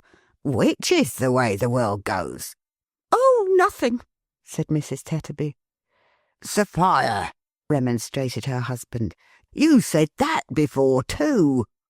"Well, I'll say it again, if you like," returned Mrs. Tetterby. "Oh, nothing. There. And again, if you like. Oh, nothing. There. And again, if you like. Oh, nothing. Now then." Mr. Tetterby brought his eye to bear upon the partner of his bosom, and said in mild astonishment, "My little woman, what has put you out?" "I'm sure I don't know," she retorted. "Don't ask me. Who said I was put out at all? I never did." Mr. Tetterby gave up the perusal of his newspaper as a bad job, and taking a slow walk across the room with his hands behind him and his shoulders raised, his gait according perfectly with the resignation of his manner, addressed himself to his 2 eldest offspring. "Your supper will be ready in a minute, Dolphus," said Mr. Tetterby. "Your mother has been out in the wet to the cook shop to buy it. It was very good of your mother so to do. You shall get some supper too very soon, Johnny. Your mother's pleased with you, my man, for being so attentive to your precious sister." Mrs. Tetterby, without any remark, but with a decided subsidence of her animosity towards the table, finished her preparations, and took from her ample basket a substantial slab of hot peas pudding wrapped in paper, and a basin covered with a saucer, which on being uncovered sent forth an odour so agreeable that the 3 pair of eyes in the 2 beds opened wide and fixed themselves upon the banquet. Mr. Tetterby, without regarding this tacit invitation to be seated, stood repeating slowly, "Yes, yes, your supper will be ready in a minute, Dolphus. Your mother went out in the wet to the cook shop to buy it. It was very good of your mother so to do," until Mrs. Tetterby, who had been exhibiting sundry tokens of contrition behind him, caught him round the neck and wept. "Oh, Dolphus," said Mrs. Tetterby, "how could I go and behave so?" This reconciliation affected Adolphus the younger and Johnny to that degree that they both as with one accord raised a dismal cry, which had the effect of immediately shutting up the round eyes in the beds and utterly routing the 2 remaining little Tetterbys, just then stealing in from the adjoining closet to see what was going on in the eating way. "I am sure, Dolphus," sobbed Mrs. Tetterby, "coming home I had no more idea than a child unborn."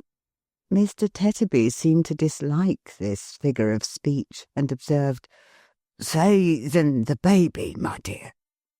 "Had no more idea than the baby," said Mrs. Tetterby. "Johnny, don't look at me, but look at her, or she'll fall out of your lap and be killed, and then you'll die in agonies of a broken heart, and serve you right. No more idea I hadn't than that darling of being cross when I came home. But somehow, Dolphus—" Mrs. Tetterby paused, and again turned her wedding ring round and round upon her finger.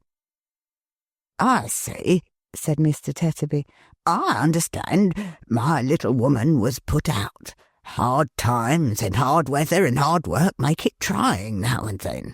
I see, bless your soul. No wonder. Dolph, my man," continued Mr. Tetterby, exploring the basin with a fork, "here's your mother been and bought at the cook shop, besides peas pudding, a whole knuckle of a lovely roast leg of pork, with lots of crackling left upon it, and with seasoning, gravy, and mustard quite unlimited. Hand in your plate, my boy, and begin while it's simmering." Master Adolphus, needing no second summons, received his portion with eyes rendered moist by appetite, and withdrawing to his particular stool, fell upon his supper tooth and nail. Johnny was not forgotten, but received his rations on bread, lest he should, in a flush of gravy, trickle any on the baby. He was required for similar reasons to keep his pudding, when not on active service, in his pocket.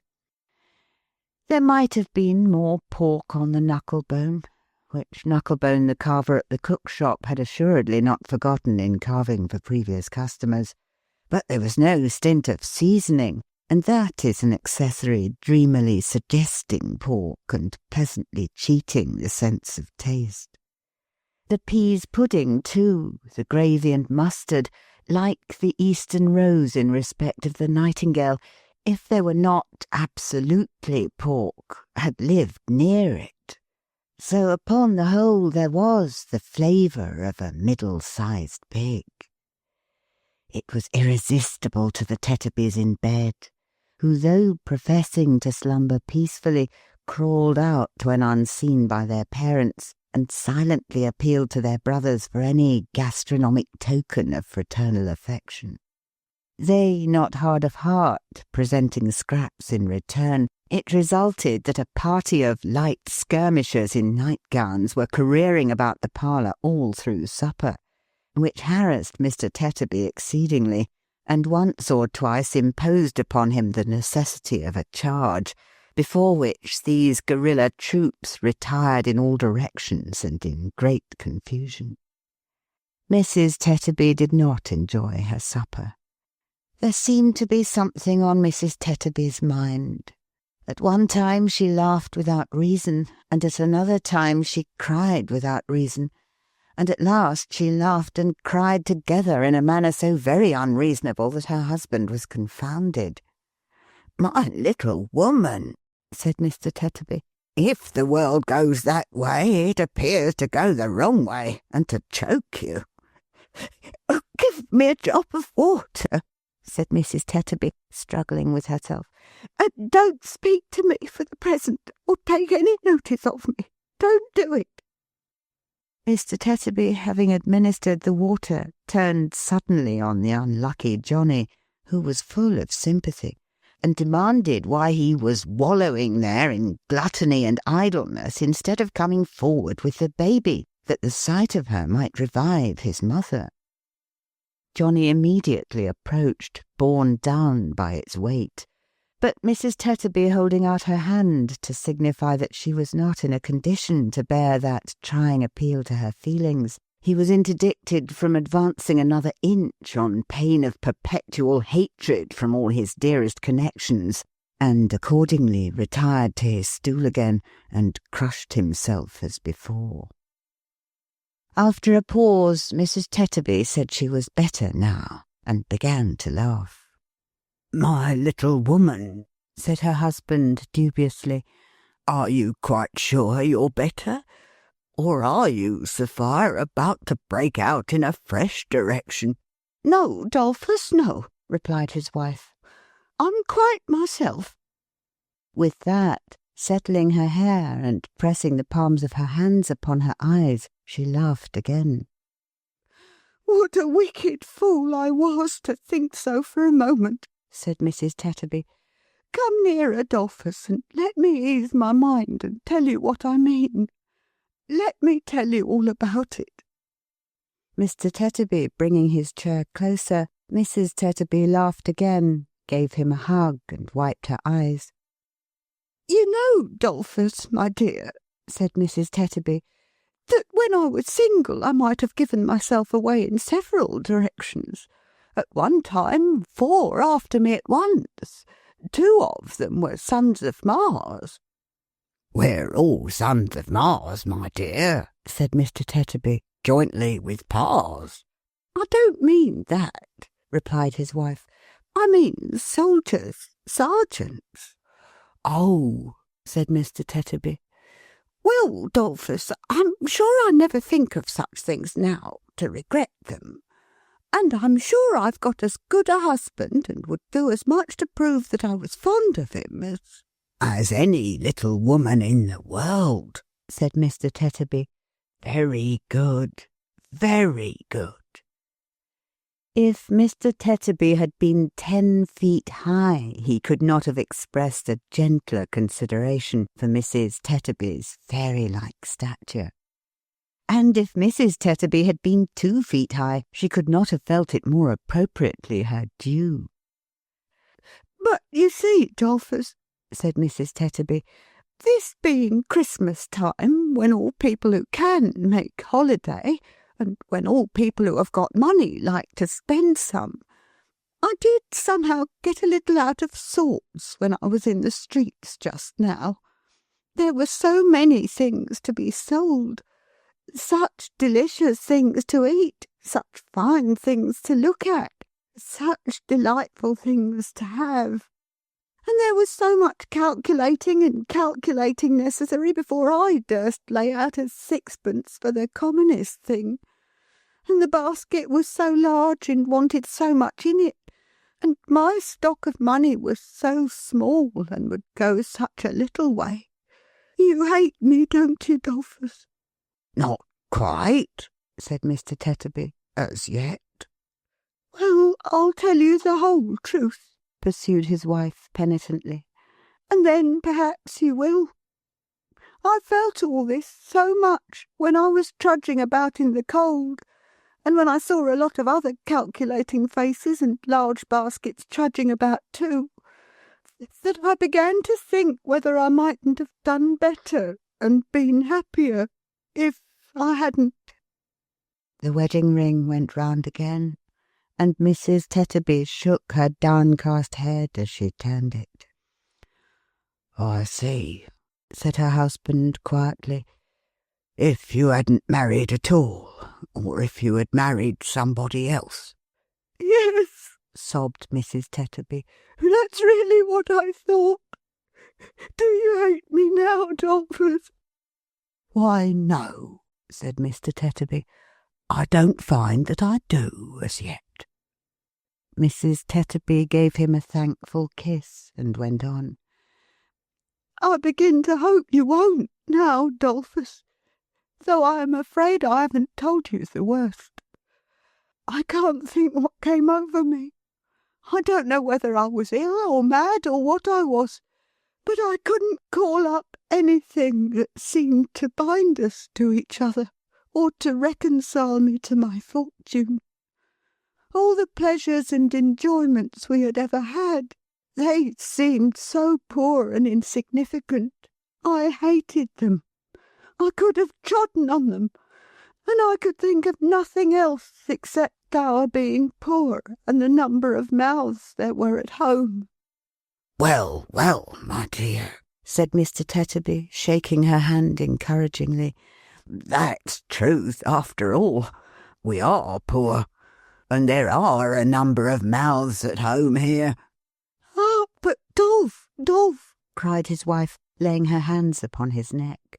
My good, kind, patient fellow, when I had been at home a very little while, how different! Oh, Dolph dear, how different it was! I felt as if there was a rush of recollection on me all at once that softened my hard heart and filled it up till it was bursting. All our struggles for a livelihood, all our cares and wants since we have been married, all the times of sickness, all the hours of watching we have ever had by one another or by the children, seemed to speak to me and say that they had made us one, and that I never might have been or could have been or would have been any other than the wife and mother I am. Then the cheap enjoyments that I could have trodden on so cruelly got to be so precious to me, oh, so priceless and dear, that I couldn't bear to think how much I had wronged them. And I said, and say again 100 times, how could I ever behave so, Dolphus? How could I ever have the heart to do it? The good woman, quite carried away by her honest tenderness and remorse, was weeping with all her heart, when she started up with a scream and ran behind her husband. Her cry was so terrified that the children started from their sleep and from their beds and clung about her. Nor did her gaze belie her voice as she pointed to a pale man in a black cloak who had come into the room. Look at that nun! Look there! What does he want? My dear, returned her husband, I'll ask him if he'll let me go. What's the matter? How you shake! I saw him in the street when I was out just now. He looked at me and stood near me. I'm afraid of him." "Afraid of him? Why?" "I don't know why. Stop, husband," for he was going towards the stranger. She had one hand pressed upon her forehead and one upon her breast, and there was a peculiar fluttering all over her, and a hurried, unsteady motion of her eyes, as if she had lost something. "Are you ill, my dear?" "What is it that is going from me again?" she muttered in a low voice. "What is it that is going away?" Then she abruptly answered, "Ill? No, I'm quite well," and stood looking vacantly at the floor. Her husband, who had not been altogether free from the infection of her fear at first, and whom the present strangeness of her manner did not tend to reassure, addressed himself to the pale visitor in the black cloak, who stood still, and whose eyes were bent upon the ground. "What may be your pleasure, sir?" he asked, with us. "I fear that my coming in unperceived," returned the visitor, "has alarmed you, but you were talking and did not hear me." "My little woman says, perhaps you heard her say it," returned Mr. Tetterby, "that it's not the first time you have alarmed her tonight." "I am sorry for it. I remember to have observed her for a few moments only in the street. I had no intention of frightening her." As he raised his eyes in speaking, she raised hers. It was extraordinary to see what dread she had of him, and with what dread he observed it, and yet how narrowly and closely. "My name," he said, "is Redlaw. I come from the old college hard by. A young gentleman who is a student there lodges in your house, does he not?"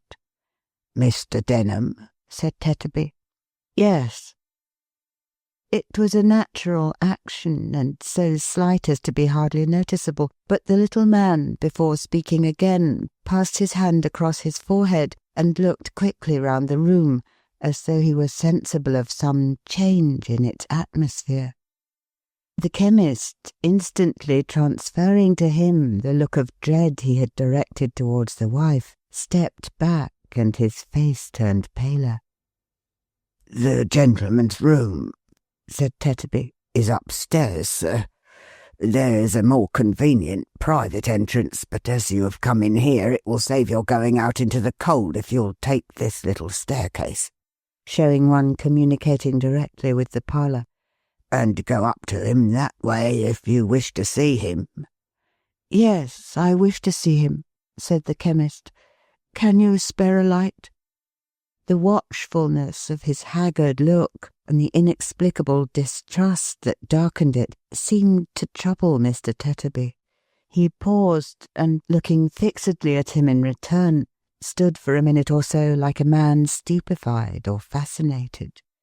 At length he said, "I'll light you, sir, if you'll follow me." "No," replied the chemist. "I don't wish to be attended or announced to him. He does not expect me. I would rather go alone.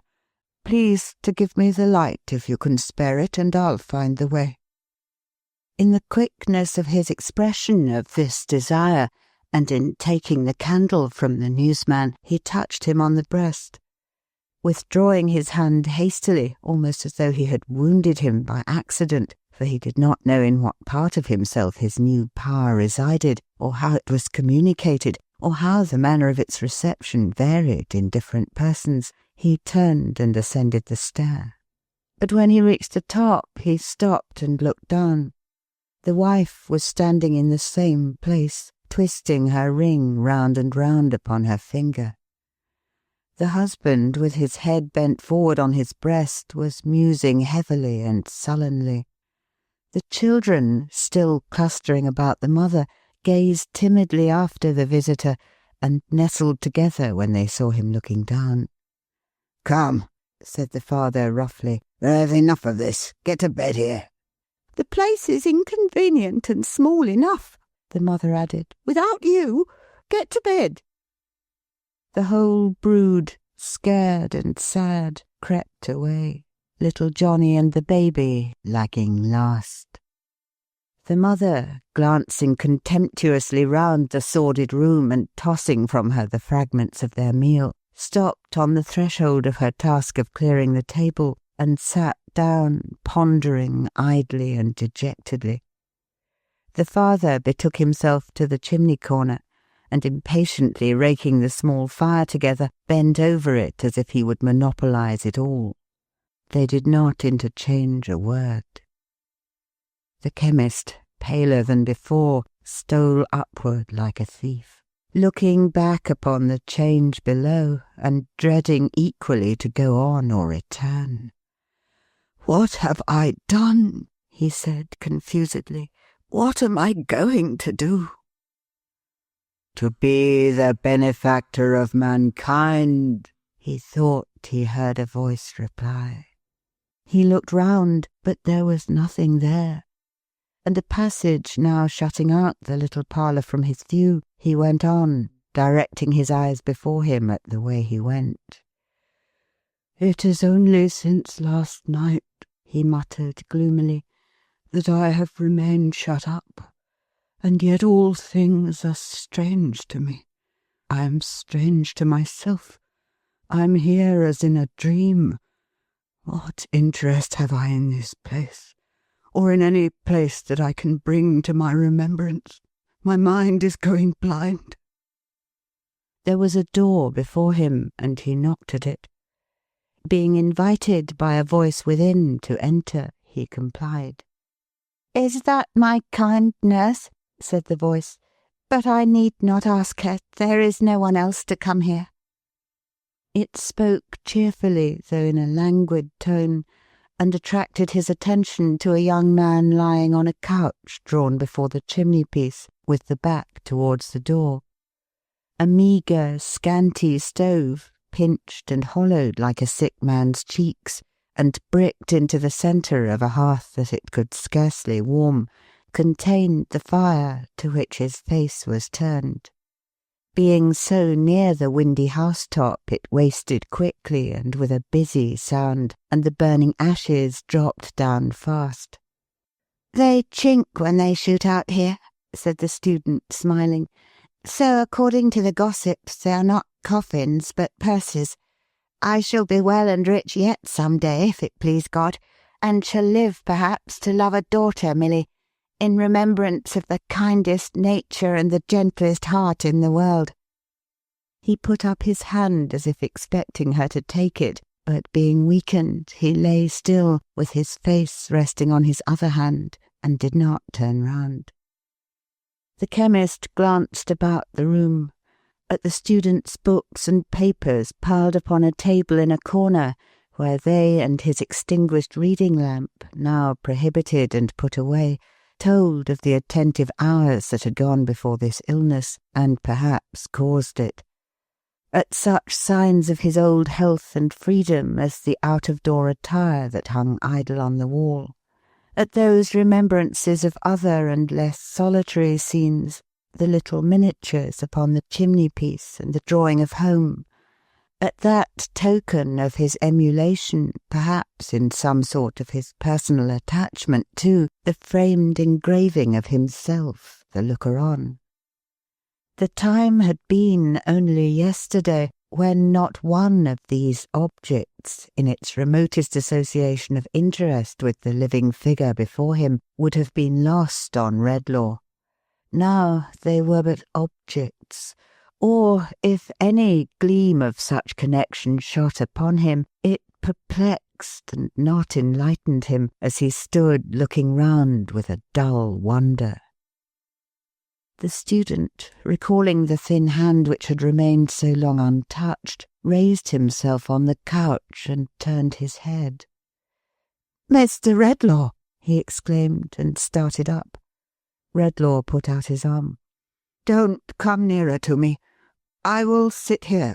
Remain you where you are." He sat down on a chair near the door, and having glanced at the young man, standing leaning with his hand upon the couch, spoke with his eyes averted towards the ground.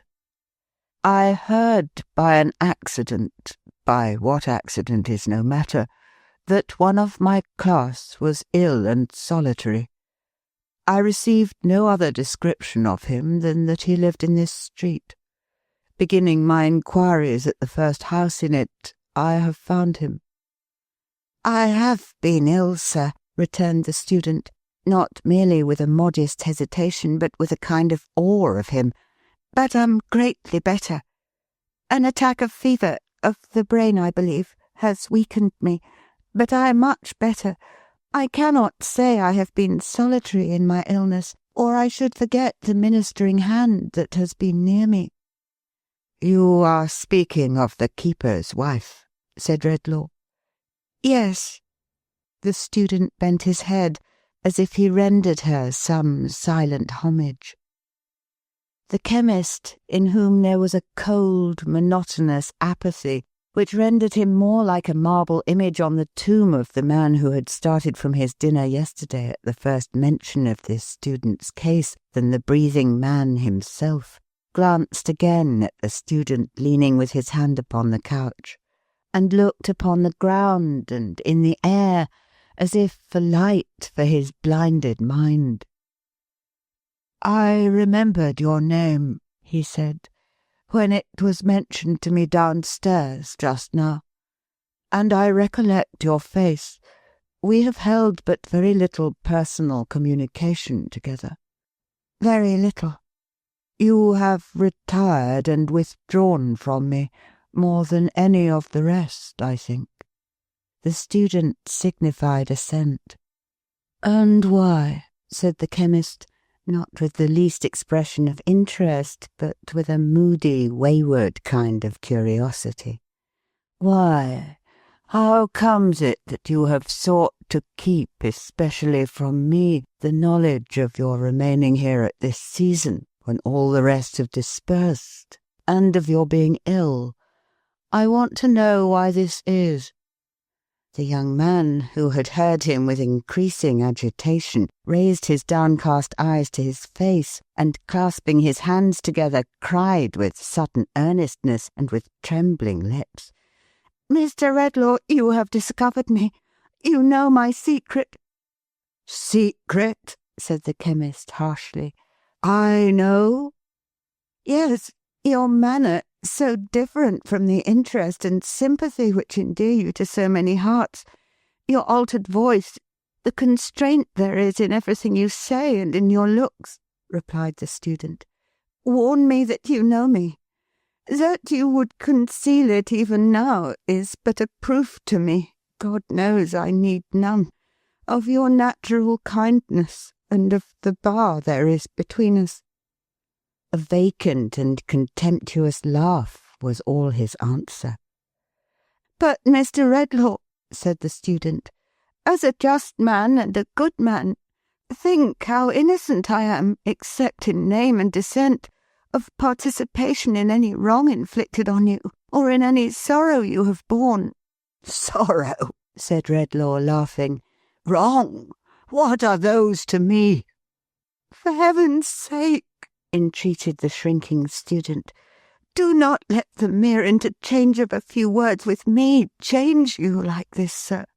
Let me pass again from your knowledge and notice. Let me occupy my old reserved and distant place among those whom you instruct. Know me only by the name I have assumed, and not by that of Longford." "Longford!" exclaimed the other. He clasped his head with both his hands, and for a moment turned upon the young man his own intelligent and thoughtful face, but the light passed from it like the sunbeam of an instant, and it clouded as before. "The name my mother bears, sir," faltered the young man. "The name she took, when she might perhaps have taken one more honoured. Mr. Redlaw," hesitating, "I believe I know that history. Where my information halts, my guesses at what is wanting may supply something not remote from the truth. I am the child of a marriage that has not proved itself a well-assorted or a happy one. From infancy I have heard you spoken of with honour and respect, with something that was almost reverence. I have heard of such devotion, of such fortitude and tenderness, of such rising up against the obstacles which press men down, that my fancy, since I learnt my little lesson from my mother, has shed a lustre on your name. At last, a poor student myself, from whom could I learn but you? Redlaw, unmoved, unchanged, and looking at him with a staring frown, answered by no word or sign. I cannot say, pursued the other. I should try in vain to say how much it has impressed me and affected me to find the gracious traces of the past in that certain power of winning gratitude and confidence which is associated among us students, among the humblest of us most, with Mr. Redlaw's generous name. Our ages and positions are so different, sir, and I am so accustomed to regard you from a distance that I wonder at my own presumption when I touch, however lightly, on that theme. But to one who, I may say, who felt no common interest in my mother once, it may be something to hear, now that is all past, with what indescribable feelings of affection I have in my obscurity regarded him, with what pain and reluctance I have kept aloof from his encouragement, when a word of it would have made me rich. Yet how I have felt it fit that I should hold my course, content to know him, and to be unknown. Mr. Redlaw, said the student faintly, what I would have said, I have said ill, for my strength is strange to me as yet. But for anything unworthy in this fraud of mine, forgive me, and for all the rest, forget me. The staring frown remained on Redlaw's face, and yielded to no other expression until the student, with these words, advanced towards him as if to touch his hand, when he drew back and cried to him, "Don't come nearer to me." The young man stopped, shocked by the eagerness of his recoil and by the sternness of his repulsion, and he passed his hand thoughtfully across his forehead. "The past is past," said the chemist. "It dies like the brutes. Who talks to me of its traces in my life? He raves or lies. What have I to do with your distempered dreams? If you want money, here it is. I came to offer it, and that is all I came for. There can be nothing else that brings me here," he muttered, holding his head again with both his hands. "There can be nothing else, and yet—" He had tossed his purse upon the table. As he fell into this dim cogitation with himself, the student took it up and held it out to him. "Take it back, sir," he said proudly, though not angrily. "I wish you could take from me with it the remembrance of your words and offer." "You do?" he retorted with a wild light in his eyes. "You do?" "I do." The chemist went close to him for the first time, and took the purse, and turned him by the arm, and looked him in the face. "There is sorrow and trouble in sickness, is there not?" he demanded with a laugh. The wondering student answered, "Yes." "In its unrest, in its anxiety, in its suspense, in all its train of physical and mental miseries," said the chemist, with a wild, unearthly exultation. "All best forgotten, are they not?" The student did not answer, but again passed his hand confusedly across his forehead. Redlaw still held him by the sleeve when Milly's voice was heard outside. "I can see very well now," she said. "Thank you, Dolph. Don't cry, dear. Father and Mother will be comfortable again tomorrow, and home will be comfortable too. A gentleman with him, is there?" Redlaw released his hold as he listened. "I have feared from the first moment," he murmured to himself, to meet her. There is a steady quality of goodness in her that I dread to influence. I may be the murderer of what is tenderest and best within her bosom. She was knocking at the door. Shall I dismiss it as an idle foreboding, or still avoid her? He muttered, looking uneasily around. She was knocking at the door again. Of all the visitors who could come here, he said in a hoarse, alarmed voice, turning to his companion, this is the one I should desire most to avoid. Hide me. The student opened a frail door in the wall, communicating where the garret roof began to slope towards the floor with a small inner room. Redlaw passed in hastily and shut it after him. The student then resumed his place upon the couch and called to her to enter. Dear Mr. Edmund, said Milly, looking round, they told me there was a gentleman here. There is no one here but I. There has been someone. Yes, there has been someone. She put her little basket on the table and went up to the back of the couch, as if to take the extended hand, but it was not there. A little surprised in her quiet way, she leaned over to look at his face and gently touched him on the brow.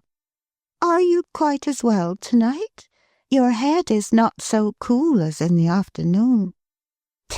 Said the student petulantly. Very little ails me. A little more surprise, but no reproach, was expressed in her face as she withdrew to the other side of the table and took a small packet of needlework from her basket.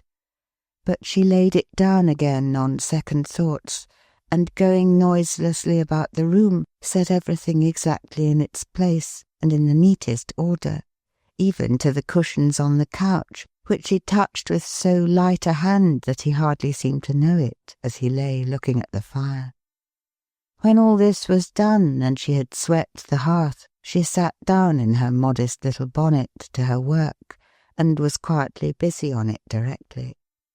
It's the new muslin curtain for the window, Mr. Edmund, said Milly, stitching away as she talked. It will look very clean and nice, though it costs very little, and will save your eyes, too, from the light. My William says the room should not be too light just now, when you are recovering so well, or the glare might make you giddy.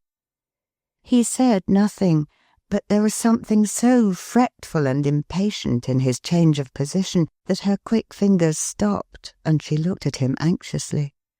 The pillows are not comfortable, she said, laying down her work and rising. I will soon put them right. They are very well, he answered. Leave them alone, pray. You make so much of everything. He raised his head to say this, and looked at her so thanklessly that, after he had thrown himself down again, she stood timidly pausing. However, she resumed her seat and her needle, without having directed even a murmuring look towards him, and was soon as busy as before. I have been thinking, Mr. Edmund, that you have been often thinking of late, when I have been sitting by, how true the saying is that adversity is a good teacher. Health will be more precious to you after this illness than it has ever been.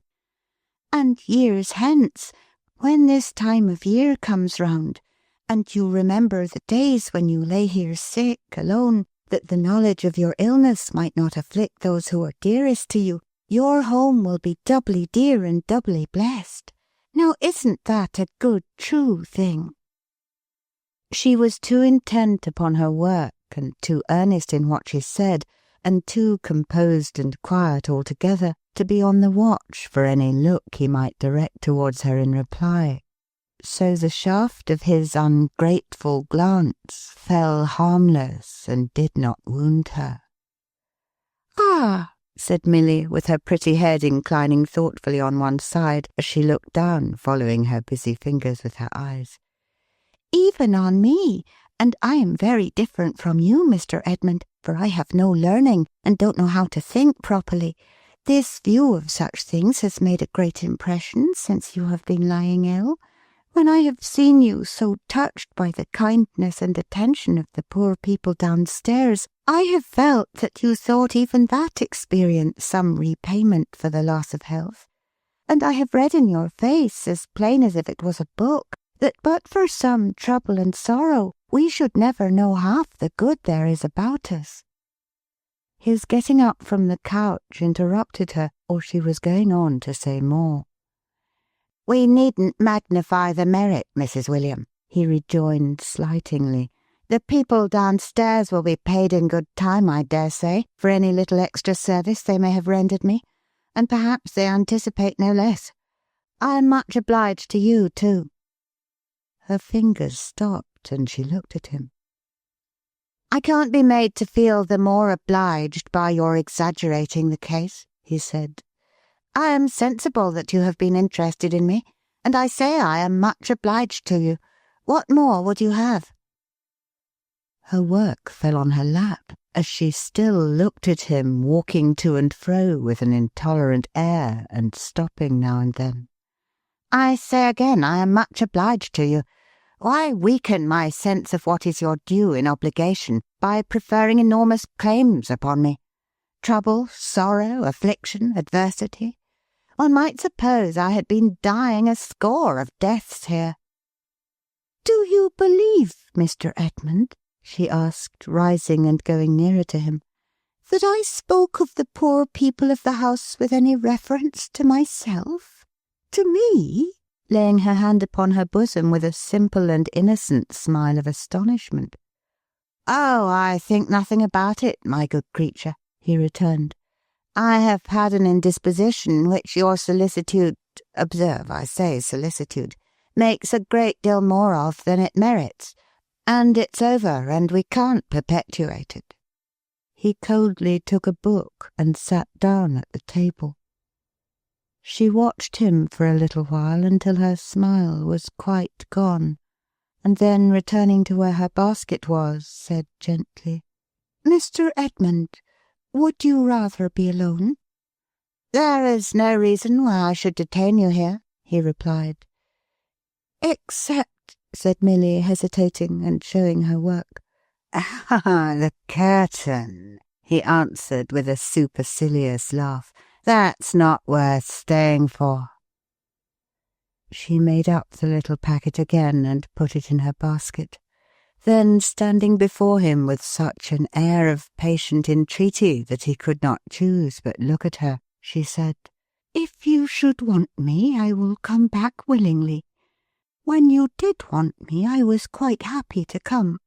There was no merit in it. I think you must be afraid that now you are getting well, I may be troublesome to you. But I should not have been, indeed. I should have come no longer than your weakness and confinement lasted. You owe me nothing, but it is right that you should deal as justly by me as if I was a lady, even the very lady that you love. And if you suspect me of meanly making much of the little I have tried to do to comfort your sick room, you do yourself more wrong than ever you can do me. That is why I am sorry. That is why I am very sorry."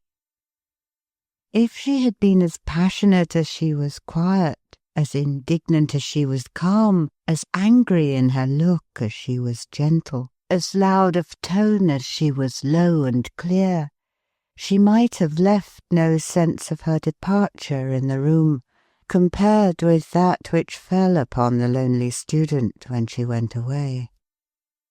He was gazing drearily upon the place where she had been, when Redlaw came out of his concealment and came to the door.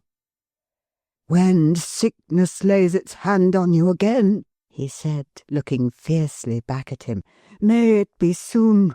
Die here, rot here." "What have you done?" returned the other, catching at his cloak. "What change have you wrought in me? What curse have you brought upon me? Give me back myself." "Give me back myself!" exclaimed Redlaw like a madman. "I am infected. I am infectious. I am charged with poison for my own mind and the minds of all mankind. Where I felt interest, compassion, sympathy, I am turning into stone. Selfishness and ingratitude spring up in my blighted footsteps. I am only so much less base than the wretches whom I make so, that in the moment of their transformation I can hate them."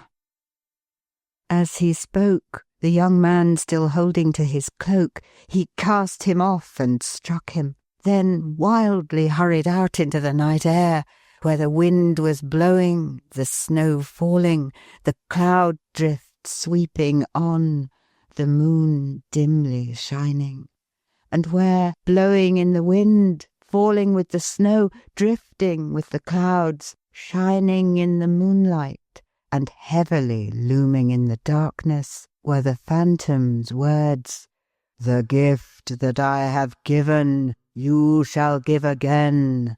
Go where you will." Whither he went he neither knew nor cared, so that he avoided company. The change he felt within him made the busy streets a desert, and himself a desert, and the multitude around him, in their manifold endurances and ways of life, a mighty waste of sand, which the winds tossed into unintelligible heaps and made a ruinous confusion of. Those traces in his breast, which the phantom had told him would die out soon, were not as yet so far upon their way to death, but that he understood enough of what he was and what he made of others to desire to be alone. This put it in his mind, he suddenly bethought himself as he was going along, of the boy who had rushed into his room, and then he recollected that of those with whom he had communicated since the phantom's disappearance, that boy alone had shown no sign of being changed. Monstrous and odious as the wild thing was to him, he determined to seek it out and prove if this were really so, and also to seek it with another intention which came into his thoughts at the same time. So, resolving with some difficulty where he was, he directed his steps back to the old college, and to that part of it where the general porch was, and where, alone, the pavement was worn by the tread of the students' feet. The keeper's house stood just within the iron gates, forming a part of the chief quadrangle. There was a little cloister outside, and from that sheltered place he knew he could look in at the window of their ordinary room and see who was within. The iron gates were shut, but his hand was familiar with the fastening, and drawing it back by thrusting in his wrist between the bars, he passed through softly, shut it again, and crept up to the window, crumbling the thin crust of snow with his feet. The fire to which he had directed the boy last night, shining brightly through the glass, made an illuminated place upon the ground. Instinctively avoiding this and going round it, he looked in at the window. At first he thought that there was no one there, and that the blaze was reddening only the old beams in the ceiling and the dark walls. But peering in more narrowly, he saw the object of his search coiled asleep before it on the floor. He passed quickly to the door, opened it, and went in. The creature lay in such a fiery heat that as the chemist stooped to rouse him, it scorched his head. So soon as he was touched, the boy, not half awake, clutched his rags together with the instinct of flight upon him, half rolled and half ran into a distant corner of the room, where, heaped upon the ground, he struck his foot out to defend himself. "Get up," said the chemist. "You have not forgotten me." "You let me alone," returned the boy. "This is the woman's house, not yours." The chemist's steady eye controlled him somewhat, or inspired him with enough submission to be raised upon his feet and looked at. "Who washed them and put those bandages where they were bruised and cracked?" asked the chemist, pointing to their altered state. "The woman did." And is it she who has made you cleaner in the face, too?" "Yes, the woman." Redlaw asked these questions to attract his eyes towards himself, and with the same intent now held him by the chin and threw his wild hair back, though he loathed to touch him. The boy watched his eyes keenly, as if he thought it needful to his own defence, not knowing what he might do next, and Redlaw could see well that no change came over him. "Where are they?" he inquired. "The woman's out." "I know she is. Where is the old man with the white hair and his son?" "The woman's husband, do you mean?" inquired the boy. "Aye. Where are those two?" "Out. Something's the matter somewhere. They were fetched out in a hurry and told me to stop here." "Come with me," said the chemist, "and I'll give you money." "Come where? And how much will you give?" "I'll give you more shillings than you ever saw, and bring you back soon. Do you know your way to where you came from?" "You let me go," returned the boy, suddenly twisting out of his grasp. "I'm not going to take you there. Let me be, or I'll heave some fire at you." He was down before it, and ready, with his savage little hand, to pluck the burning coals out. What the chemist had felt in observing the effect of his charmed influence stealing over those with whom he came in contact was not nearly equal to the cold, vague terror with which he saw this baby monster put it at defiance. It chilled his blood to look on the immovable, impenetrable thing in the likeness of a child, with its sharp, malignant face turned up to his, and its almost infant hand ready at the bars. "Listen, boy," he said. "You shall take me where you please, so that you take me where the people are very miserable or very wicked. I want to do them good, and not to harm them. You shall have money, as I have told you, and I will bring you back. Get up! Come quickly!" He made a hasty step towards the door, afraid of her returning. "Will you let me walk by myself, and never hold me, nor yet touch me?" said the boy, slowly withdrawing the hand with which he threatened, and beginning to get up. "I will." "And let me go before, behind, or any ways I like?" "I will." "Give me some money first, then, and I'll go." The chemist laid a few shillings one by one in his extended hand. To count them was beyond the boy's knowledge, but he said one every time, and avariciously looked at each as it was given, and at the donor. He had nowhere to put them out of his hand but in his mouth, and he put them there. Redlaw then wrote with his pencil on a leaf of his pocket-book that the boy was with him, and laying it on the table, signed to him to follow. Keeping his rags together as usual, the boy complied, and went out with his bare head and his naked feet into the winter night. Preferring not to depart by the iron gate by which he had entered, where they were in danger of meeting her whom he so anxiously avoided, the chemist led the way through some of those passages among which the boy had lost himself, and by that portion of the building where he lived, to a small door of which he had the key. When they got into the street, he stopped to ask his guide, who instantly retreated from him, if he knew where they were. The savage thing looked here and there, and at length, nodding his head, pointed in the direction he designed to take. Redlaw going on at once, he followed, somewhat less suspiciously, shifting his money from his mouth into his hand and back again into his mouth, and stealthily rubbing it bright upon his shreds of clothes as he went along. 3 times in their progress they were side by side. 3 times they stopped, being side by side. 3 times the chemist glanced down at his face, and shuddered as it forced upon him one reflection. The first occasion was when they were crossing an old churchyard, and Redlaw stopped among the graves, utterly at a loss how to connect them with any tender, softening, or consolatory thought. The second was when the breaking forth of the moon induced him to look up at the heavens, where he saw her in her glory, surrounded by a host of stars he still knew by the names and histories which human science has appended to them, but where he saw nothing else he had been wont to see, felt nothing he had been wont to feel in looking up there on a bright night.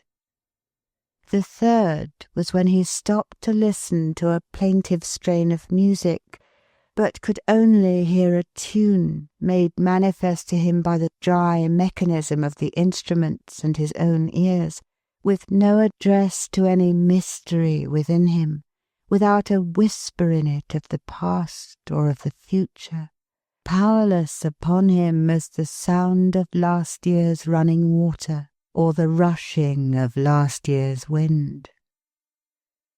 At each of these 3 times he saw with horror that in spite of the vast intellectual distance between them, and their being unlike each other in all physical respects, the expression on the boy's face was the expression on his own. They journeyed on for some time, now through such crowded places that he often looked over his shoulder thinking he had lost his guide, but generally finding him within his shadow on his other side. Now by ways so quiet that he could have counted his short, quick, naked footsteps coming on behind, until they arrived at a ruinous collection of houses, and the boy touched him and stopped. "In there," he said, pointing out one house where there were scattered lights in the windows and a dim lantern in the doorway, with "Lodgings for Travellers" painted on it. Redlaw looked about him, from the houses to the waste piece of ground on which the houses stood, or rather did not altogether tumble down, unfenced, undrained, unlighted, and bordered by a sluggish ditch. From that to the sloping line of arches, part of some neighbouring viaduct or bridge with which it was surrounded, and which lessened gradually towards them until the last but one was a mere kennel for a dog, the last a plundered little heap of bricks. From that to the child close to him, cowering and trembling with the cold, and limping on one little foot while he coiled the other round his leg to warm it, yet staring at all these things with that frightful likeness of expression so apparent in his face that Redlaw started from him. "In there," said the boy, pointing out the house again. "I'll wait." "Will they let me in?" asked Redlaw. "Say you're a doctor," he answered with a nod. "There's plenty ill there." Looking back on his way to the house door, Redlaw saw him trail himself upon the dust and crawl within the shelter of the smallest arch, as if he were a rat. He had no pity for the thing, but he was afraid of it, and when it looked out of its den at him, he hurried to the house as a retreat. "Sorrow, wrong, and trouble," said the chemist, with a painful effort at some more distinct remembrance, "at least haunt this place darkly. He can do no harm who brings forgetfulness of such things here." With these words he pushed the yielding door and went in. There was a woman sitting on the stairs, either asleep or forlorn, whose head was bent down on her hands and knees.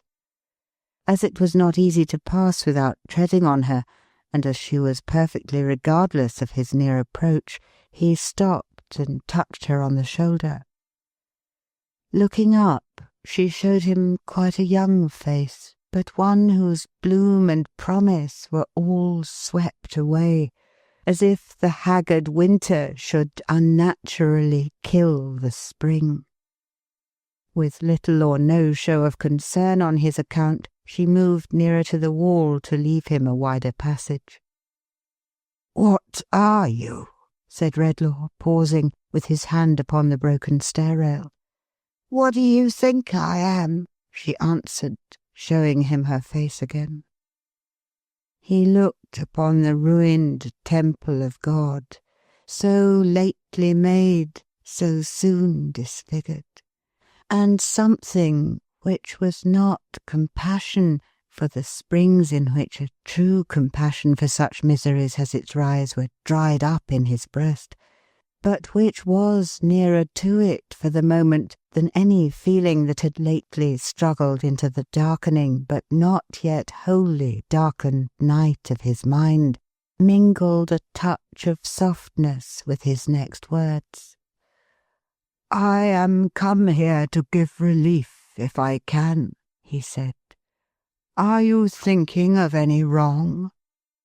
She frowned at him, and then laughed, and then her laugh prolonged itself into a shivering sigh as she dropped her head again and hid her fingers in her hair.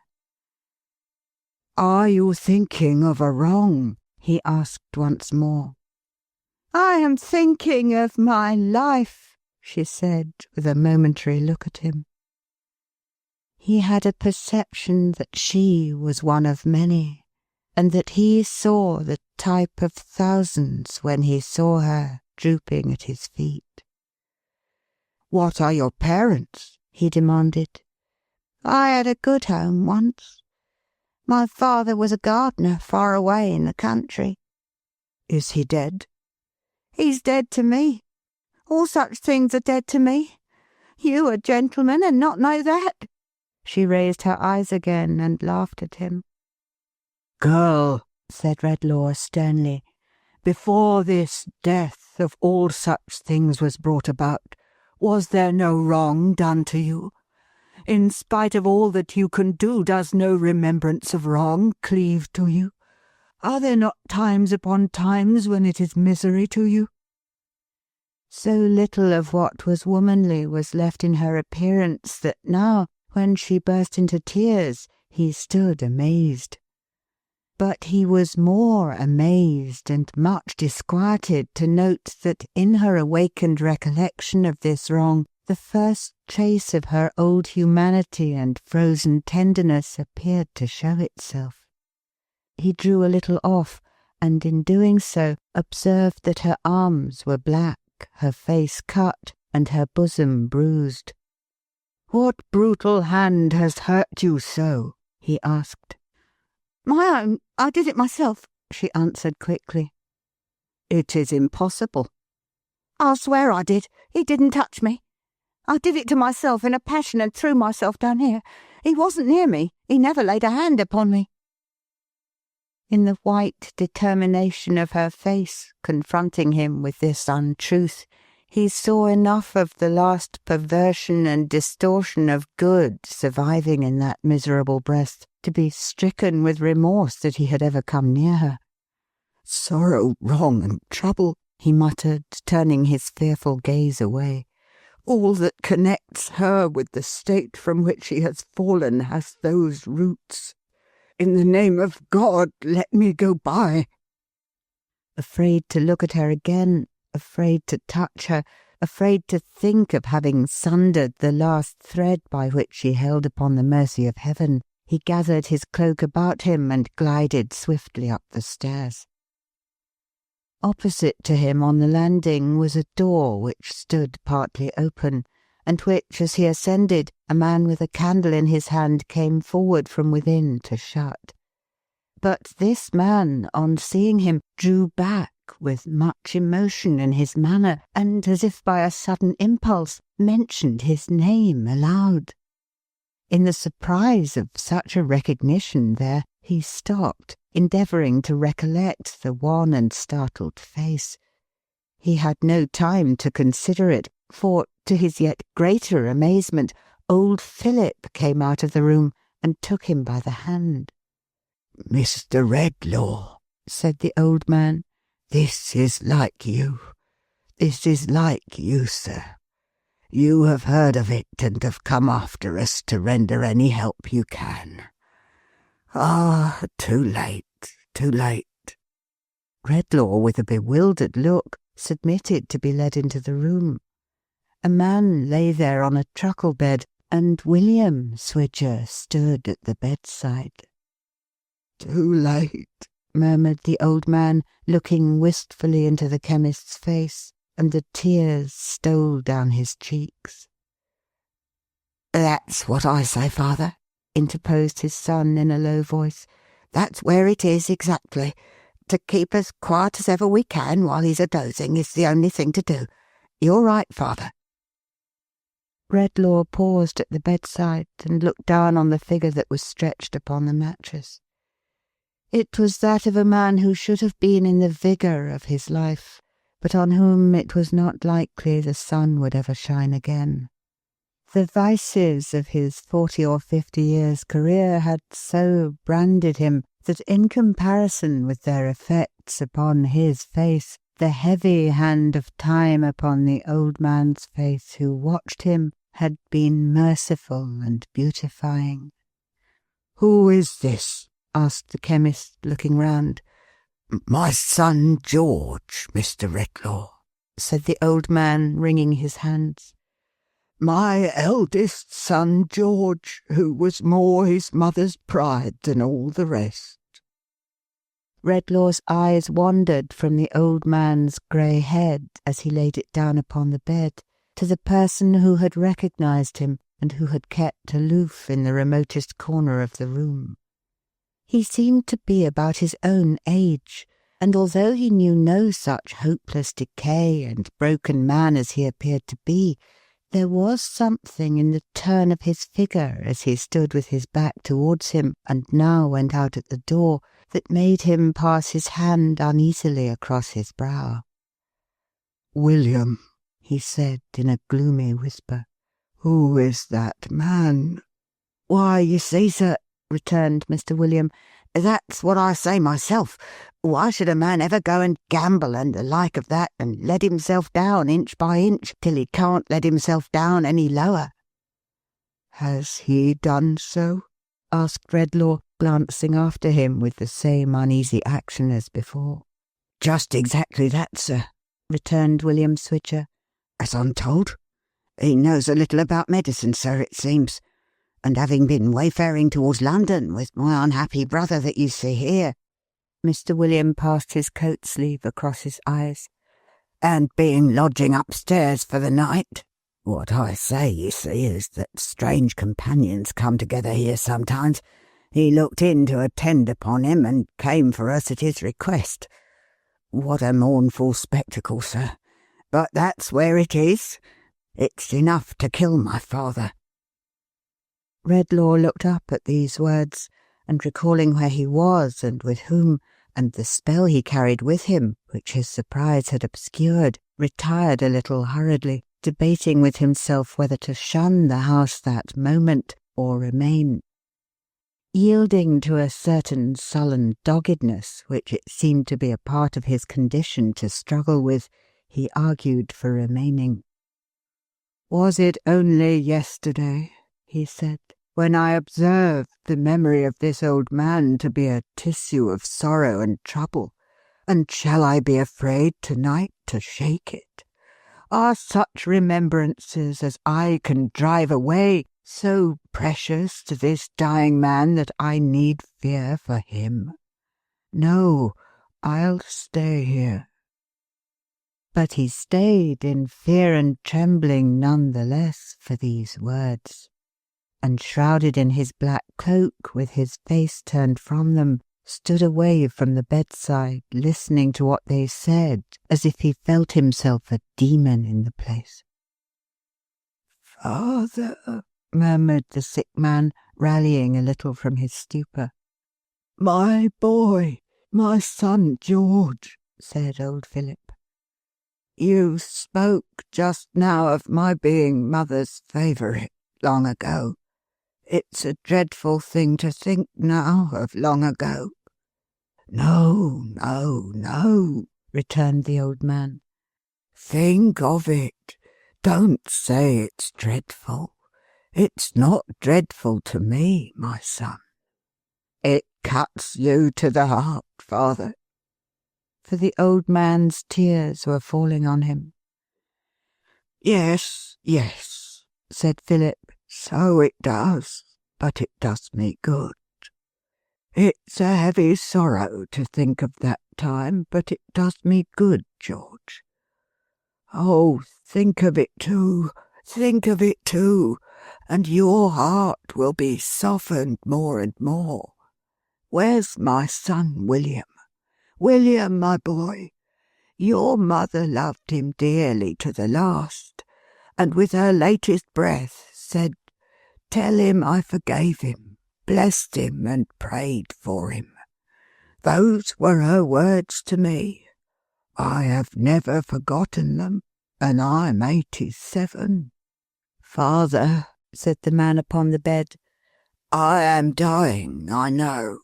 I am so far gone that I can hardly speak, even of what my mind most runs on. Is there any hope for me beyond this bed?"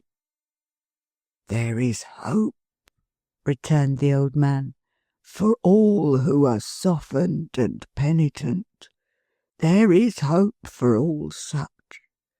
"Oh," he exclaimed, clasping his hands and looking up, "I was thankful only yesterday that I could remember this unhappy son when he was an innocent child.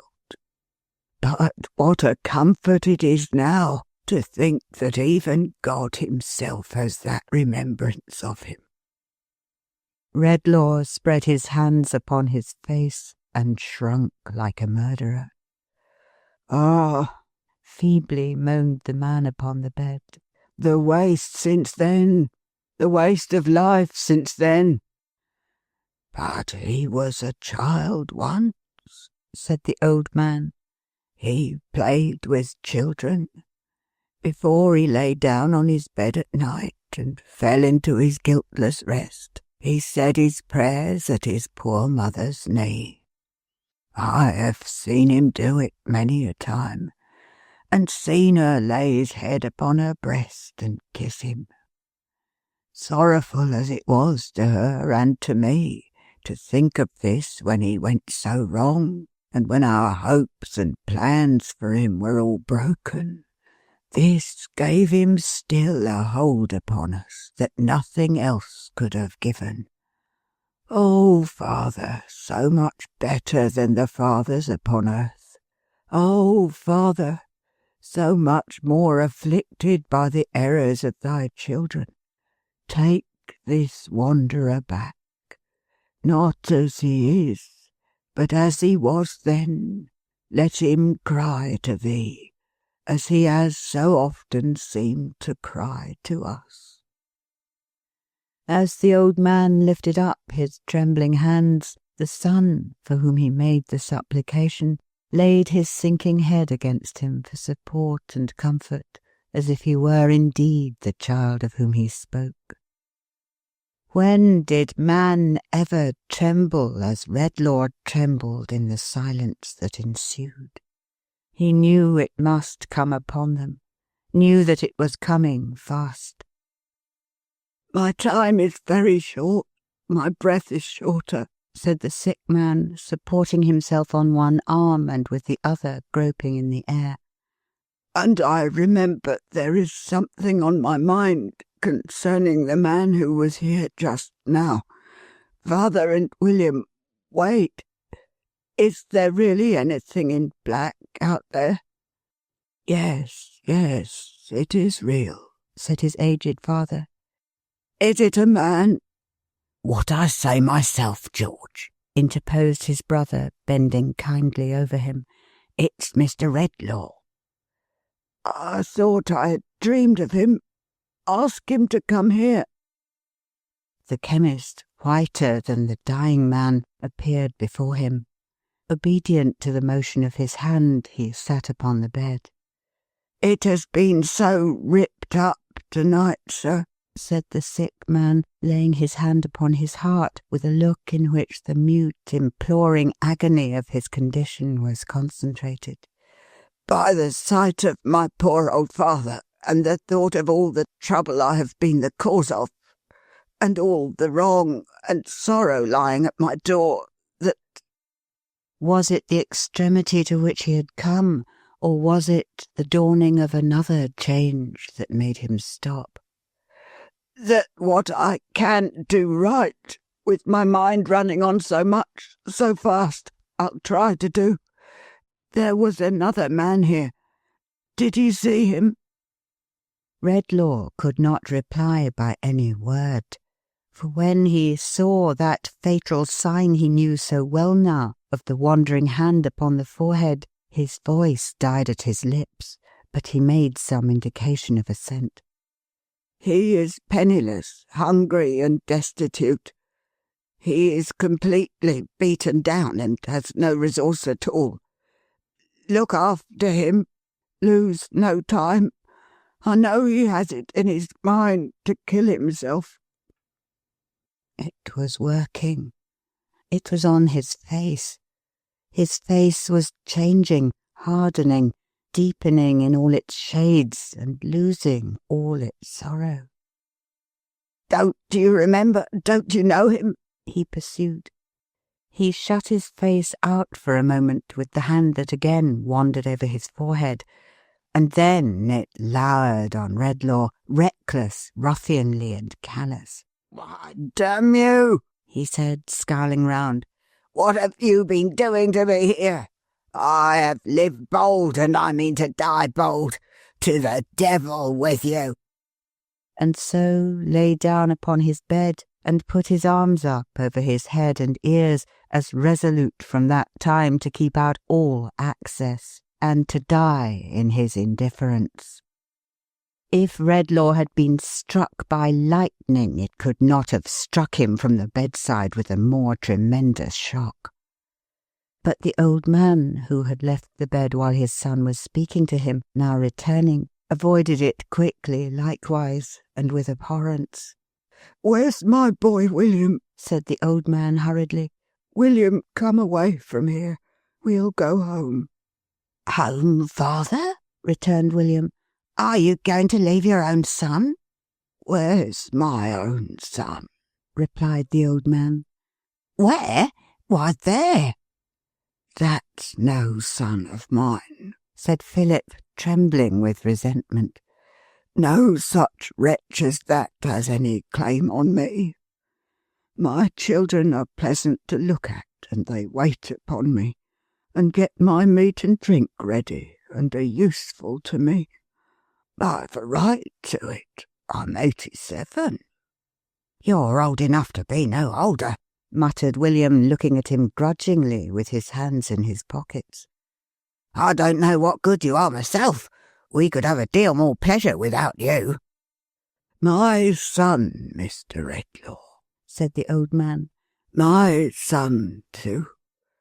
The boy talking to me of my son. Why, what has he ever done to give me any pleasure, I should like to know?" "I don't know what you have ever done to give me any pleasure," said William sulkily. "Let me think," said the old man. "For how many Christmas times running have I sat in my warm place and never had to come out in the cold night air, and have made good cheer without being disturbed by any such uncomfortable wretched sight as him there. Is it 20, William?" "Nigher 40, it seems," he muttered. "Why, when I look at my father, sir, and come to think of it," addressing Redlaw with an impatience and irritation that were quite new, "I'm whipped if I can see anything in him but a calendar of ever so many years of eating and drinking and making himself comfortable over and over again." "I'm 87, said the old man, rambling on childishly and weakly. "and I don't know as I ever was much put out by anything. I'm not going to begin now because of what he calls my son. He's not my son. I've had a power of pleasant times. I recollect once. No, I don't. No, it's broken off. It was something about a game of cricket and a friend of mine, but it's somehow broken off. I wonder who he was. I suppose I liked him. And I wonder what became of him. I suppose he died. But I don't know. and I don't care neither. I don't care a bit." In his drowsy chuckling and the shaking of his head, he put his hands into his waistcoat pockets. In one of them he found a bit of holly, left there probably last night, which he now took out and looked at. "Berries, eh?" said the old man. "Ah, it's a pity they're not good to eat. I recollect when I was a little chap about as high as that and out a-walking with— let me see, who was I out a-walking with? No, I don't remember how that was. I don't remember as I ever walked with anyone particular, or cared for anyone, or anyone for me. Berries, eh? There's good cheer when there's berries. Well, I ought to have my share of it and to be waited on and kept warm and comfortable, for I'm 87 and a poor old man. I'm 87. 87. The drivelling, pitiable manner in which, as he repeated this, he nibbled at the leaves and spat the morsels out, the cold, uninterested eye with which his youngest son, so changed, regarded him, the determined apathy with which his eldest son lay hardened in his sin, impressed themselves no more on Redlaw's observation, for he broke his way from the spot to which his feet seemed to have been fixed, and ran out of the house. His guide came crawling forth from his place of refuge, and was ready for him before he reached the arches. "Back to the woman's?" he inquired. "Back quickly," answered Redlaw. "Stop nowhere on the way." For a short distance the boy went on before, but their return was more like a flight than a walk, and it was as much as his bare feet could do to keep pace with the chemist's rapid strides. Shrinking from all who passed, shrouded in his cloak and keeping it drawn closely about him as though there were mortal contagion in any fluttering touch of his garments, he made no pause until they reached the door by which they had come out. He unlocked it with his key, went in accompanied by the boy, and hastened through the dark passages to his own chamber. The boy watched him as he made the door fast, and withdrew behind the table when he looked round. "Come," he said. "Don't you touch me. You've not brought me here to take my money away." Redlaw threw some more upon the ground. He flung his body on it immediately as if to hide it from him, lest the sight of it should tempt him to reclaim it, and not until he saw him seated by his lamp, with his face hidden in his hands, began furtively to pick it up. When he had done so, he crept near the fire, and sitting down in a great chair before it, took from his breast some broken scraps of food, and fell to munching and to staring at the blaze, and now and then to glancing at his shillings, which he kept clenched up in a bunch in one hand. "And this," said Redlaw, gazing on him with increased repugnance and fear, "is the only one companion I have left on earth." How long it was before he was aroused from his contemplation of this creature whom he dreaded so, whether half an hour or half the night, he knew not. But the stillness of the room was broken by the boy whom he had seen listening, starting up and running towards the door. "Here's the woman coming," he exclaimed. The chemist stopped him on his way at the moment when she knocked. "Let me go to her, will you?" said the boy. "Not now," returned the chemist. "Stay here.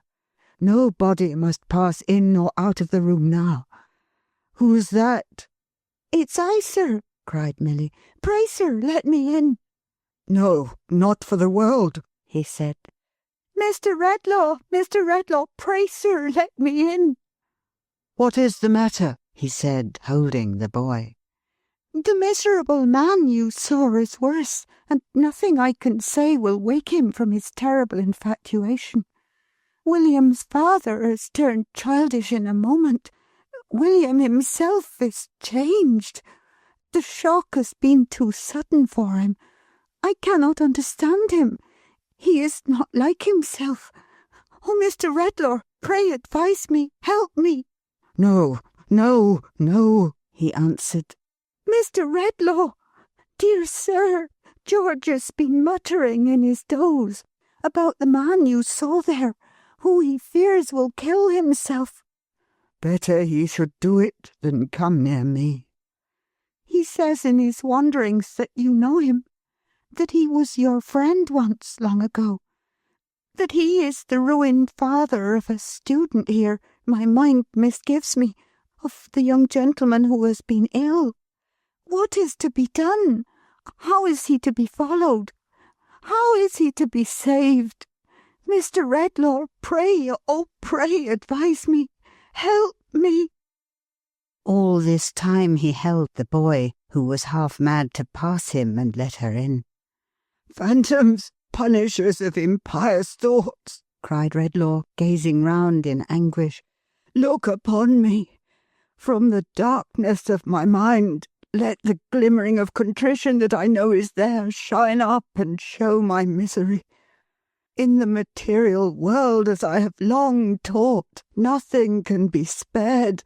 No step or atom in the wondrous structure could be lost without a blank being made in the great universe. I know now that it is the same with good and evil, happiness and sorrow in the memories of men. Pity me, relieve me." There was no response but her "Help me, let me in," and the boy's struggling to get to her. "Shadow of myself, spirit of my darker hours," cried Redlaw in distraction. "Come back and haunt me day and night, but take this gift away. Or if it must still rest with me, deprive me of the dreadful power of giving it to others. Undo what I have done. Leave me benighted, but restore the day to those whom I have cursed. As I have spared this woman from the first, and as I never will go forth again, but will die here with no hand to tend me save this creature's who is proof against me. Hear me." The only reply still was the boy struggling to get to her while he held him back, and the cry increasing in its energy, "Help me, let me in. He was your friend once. How shall he be followed? How shall he be saved? They are all changed. There is no one else to help me. Pray, pray, let me in." Chapter 3. The Gift Reversed. Night was still heavy in the sky. On open plains, from hilltops and from the decks of solitary ships at sea, a distant low-lying line that promised by and by to change to light was visible in the dim horizon. But its promise was remote and doubtful, and the moon was striving with the night clouds busily.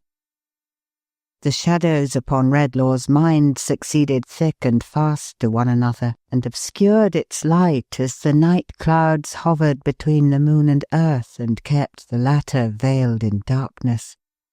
Fitful and uncertain as the shadows which the night clouds cast were their concealments from him and imperfect revelations to him. And like the night clouds still, if the clear light broke forth for a moment, it was only that they might sweep over it and make the darkness deeper than before. Without, there was a profound and solemn hush upon the ancient pile of buildings, and its buttresses and angles made dark shapes of mystery upon the ground, which now seemed to retire into the smooth white snow, and now seemed to come out of it as the moon's path was more or less beset. Within, the chemist's room was indistinct and murky by the light of the expiring lamp. A ghostly silence had succeeded to the knocking and the voice outside. Nothing was audible but now and then a low sound among the whitened ashes of the fire, as of its yielding up its last breath. Before it on the ground the boy lay fast asleep. In his chair the chemist sat, as he had sat there since the calling at his door had ceased, like a man turned to stone. At such a time the Christmas music he had heard before began to play. He listened to it at first as he had listened in the churchyard, but presently, it playing still and being borne towards him on the night air in a low, sweet, melancholy strain, he rose and stood stretching his hands about him as if there was some friend approaching within his reach on whom his desolate touch might rest yet do no harm. As he did this, his face became less fixed and wondering. A gentle trembling came upon him, and at last his eyes filled with tears, and he put his hands before them and bowed down his head. His memory of sorrow, wrong, and trouble had not come back to him. He knew that it was not restored. He had no passing belief or hope that it was. But some dumb stir within him made him capable again of being moved by what was hidden afar off in the music. If it were only that it told him sorrowfully the value of what he had lost, he thanked heaven for it with a fervent gratitude. As the last chord died upon his ears, he raised his head to listen to its lingering vibration. Beyond the boy, so that his sleeping figure lay at its feet, the phantom stood, immovable and silent, with its eyes upon him. Ghastly it was, as it had ever been, but not so cruel and relentless in its aspect, or he thought or hoped so as he looked upon it trembling. It was not alone, but in its shadowy hand it held another hand. And whose was that? Was the form that stood beside it indeed Milly's, or but her shade and picture? The quiet head was bent a little, as her manner was, and her eyes were looking down as if in pity on the sleeping child. A radiant light fell on her face, but did not touch the phantom, for though close beside her, it was dark and colourless as ever. "Spectre," said the chemist, newly troubled as he looked, "I have not been stubborn or presumptuous in respect to her. Oh, do not bring her here. Spare me that." "This is but a shadow," said the phantom. "When the morning shines, seek out the reality whose image I present before you." "Is it my inexorable doom to do so?" cried the chemist.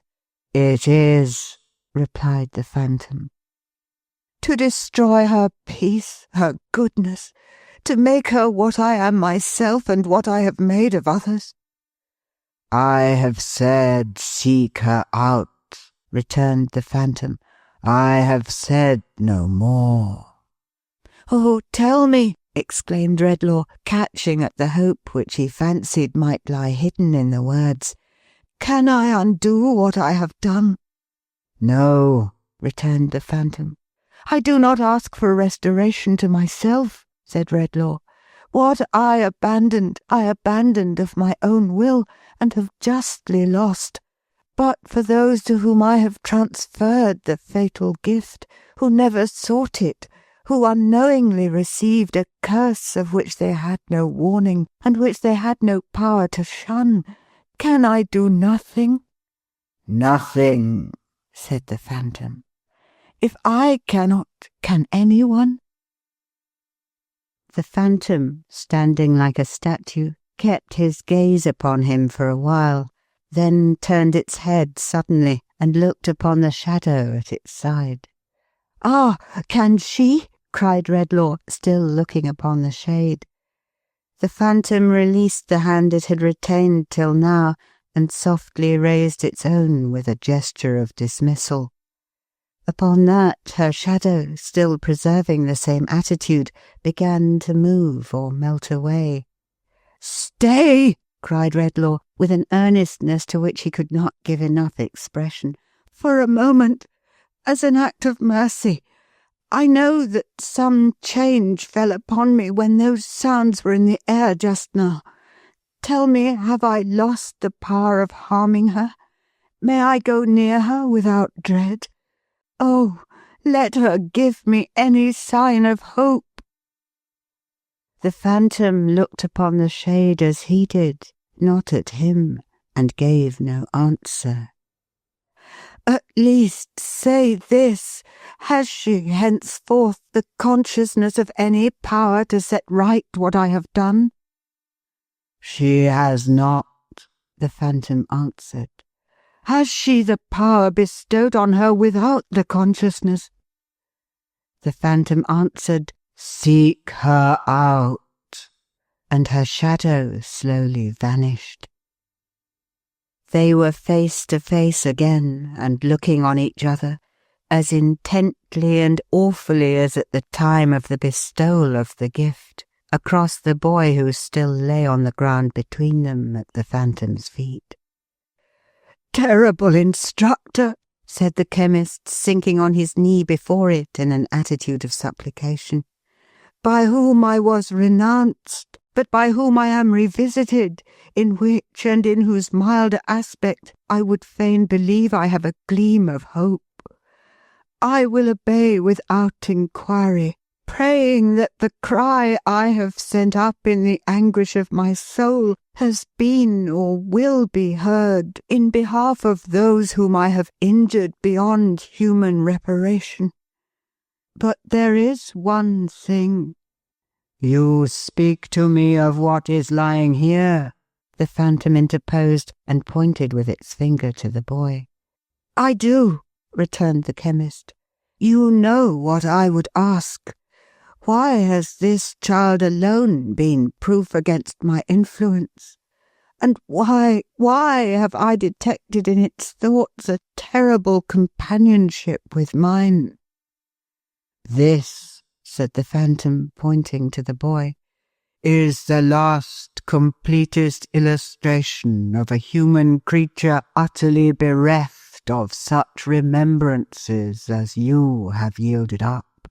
No softening memory of sorrow, wrong, or trouble enters here, because this wretched mortal from his birth has been abandoned to a worse condition than the beasts, and has within his knowledge no one contrast, no humanizing touch to make a grain of such a memory spring up in his hardened breast. All within this desolate creature is barren wilderness. All within the man bereft of what you have resigned is the same barren wilderness. Woe to such a man! Woe tenfold to the nation that shall count its monsters, such as this lying here, by hundreds and by thousands." Redlaw shrunk appalled from what he heard. "There is not," said the phantom, "one of these, not one, but shows a harvest that mankind must reap.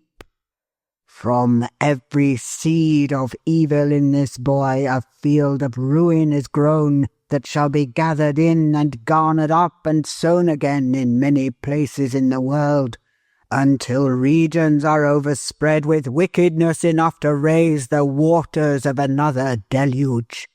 Open and unpunished murder in a city's streets would be less guilty in its daily toleration than one such spectacle as this." It seemed to look down upon the boy in his sleep. Redlaw, too, looked down upon him with a new emotion. "There is not a father," said the phantom, "by whose side in his daily or his nightly walk these creatures pass. There is not a mother among all the ranks of loving mothers in this land. There is no one risen from the state of childhood, but shall be responsible in his or her degree for this enormity.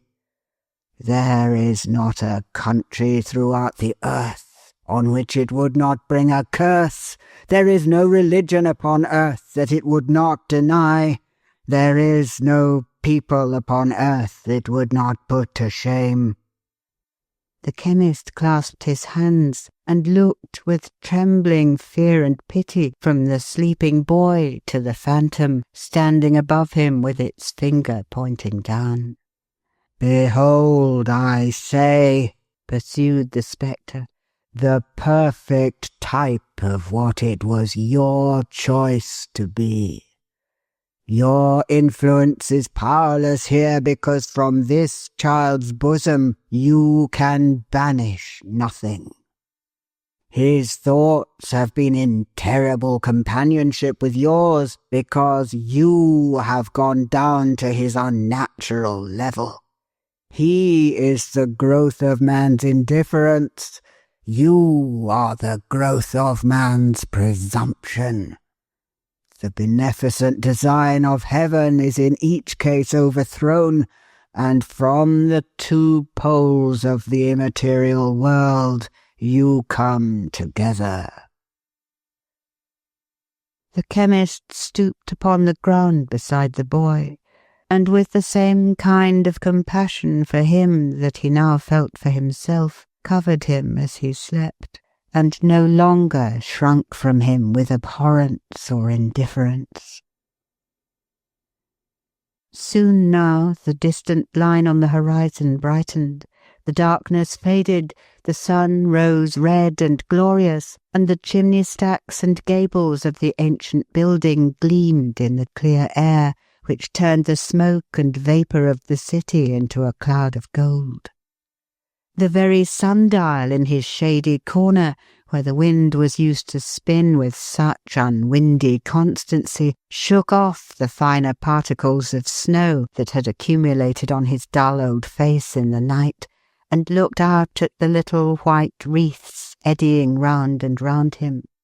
Doubtless some blind groping of the morning made its way down into the forgotten crypt, so cold and earthy, where the Norman arches were half buried in the ground, and stirred the dull deep sap in the lazy vegetation hanging to the walls, and quickened the slow principle of life within the little world of wonderful and delicate creation which existed there, with some faint knowledge that the sun was up. The Tetterbys were up and doing. Mr. Tetterby took down the shutters of the shop, and strip by strip revealed the treasures of the window to the eyes, so proof against their seductions, of Jerusalem buildings. Adolphus had been out so long already that he was halfway on to morning pepper. 5 small Tetterbys, whose 10 round eyes were much inflamed by soap and friction, were in the tortures of a cool wash in the back kitchen, Mrs. Tetterby presiding.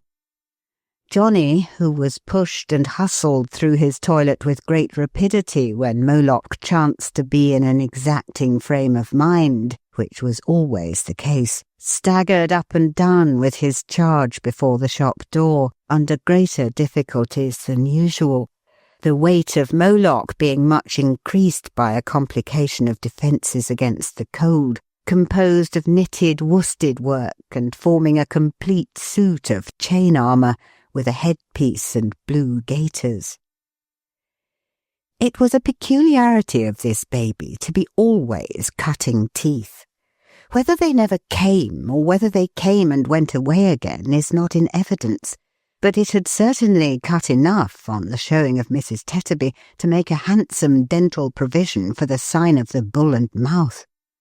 All sorts of objects were impressed for the rubbing of its gums, notwithstanding that it always carried, dangling at its waist, which was immediately under its chin, a bone ring large enough to have represented the rosary of a young nun. knife handles, umbrella tops, the heads of walking sticks selected from the stock, the fingers of the family in general, but especially of Johnny, nutmeg graters, crusts, the handles of doors and the cool knobs on the tops of pokers were among the commonest instruments indiscriminately applied for this baby's relief. The amount of electricity that must have been rubbed out of it in a week is not to be calculated. Still, Mrs. Tetterby always said it was coming through and then the child would be herself. And still it never did come through, and the child continued to be somebody else. The tempers of the little Tetterbys had sadly changed with a few hours. Mr. and Mrs. Tetterby themselves were not more altered than their offspring. Usually they were an unselfish, good-natured, yielding little race, sharing short commons when it happened, which was pretty often, contentedly and even generously, and taking a great deal of enjoyment out of a very little meat. But they were fighting now, not only for the soap and water, but even for the breakfast which was yet in perspective. The hand of every little Tetterby was against the other little Tetterbys, and even Johnny's hand, the patient, much enduring and devoted Johnny, rose against the baby. Yes, Mrs. Tetterby, going to the door by mere accident, saw him viciously pick out a weak place in the suit of armour where a slap would tell, and slap that blessed child. Mrs. Tetterby had him into the parlour by the collar in that same flash of time, and repaid him the assault with usury thereto. "You brute, you murdering little boy," said Mrs. Tetterby. "Had you the heart to do it?" "Why don't her teeth come through then?" retorted Johnny in a loud, rebellious voice, "instead of bothering me? How would you like it yourself?" "Like it, sir?" said Mrs. Tetterby, relieving him of his dishonoured load. "Yes, like it," said Johnny. "How would you? Not at all. If you was me, you'd go for a soldier. I will too. There ain't no babies in the army." Mr. Tetterby, who had arrived upon the scene of action, rubbed his chin thoughtfully instead of correcting the rebel, and seemed rather struck by this view of a military life.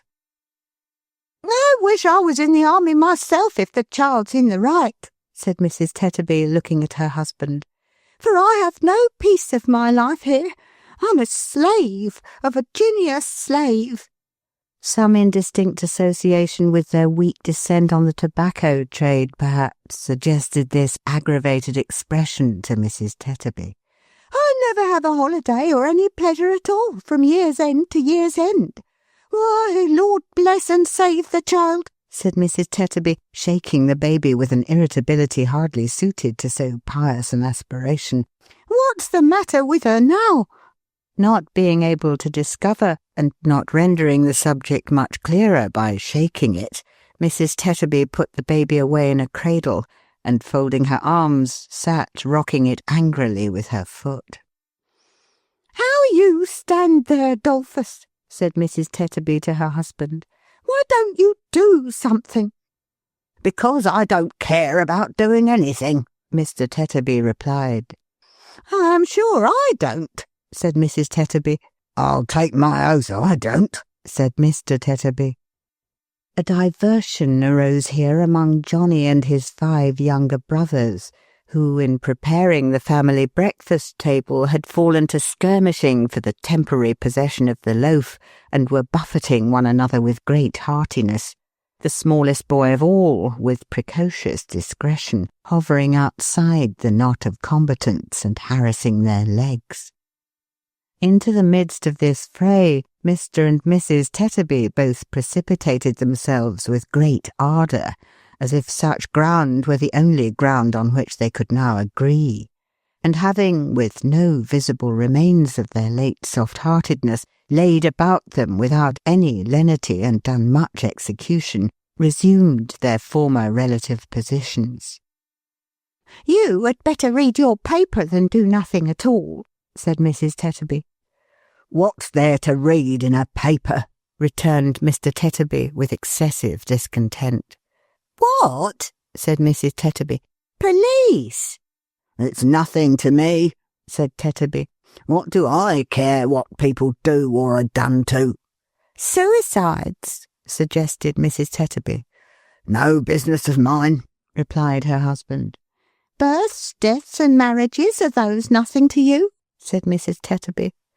If the births were all over for good and all today, and the deaths were all to begin to come off tomorrow, I don't see why it should interest me, till I thought it was a-coming to my turn, grumbled Tetterby.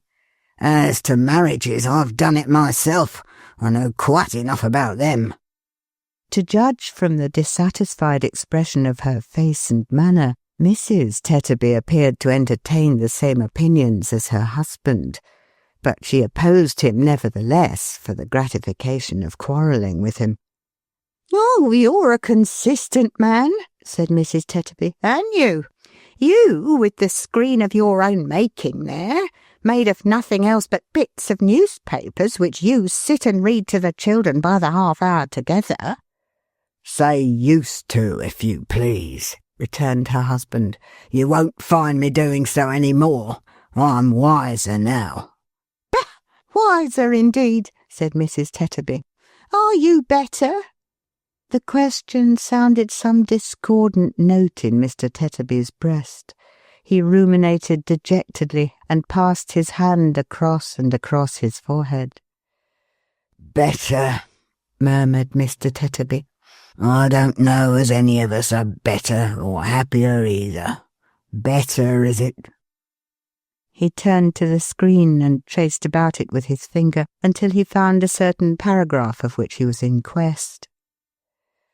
This used to be one of the family favourites, I recollect, said Tetterby in a forlorn and stupid way, and used to draw tears from the children and make 'em good if there was any little bickering or discontent among 'em, next to the story of the robin redbreasts in the wood. Melancholy case of destitution. Yesterday, a small man with a baby in his arms and surrounded by 6 ragged little ones of various ages between 10 and 2, the whole of whom were evidently in a famishing condition, appeared before the worthy magistrate and made the following recital. I don't understand it, I'm sure, said Tetterby. I don't see what it has got to do with us. How old and shabby he looks, said Mrs. Tetterby, watching him.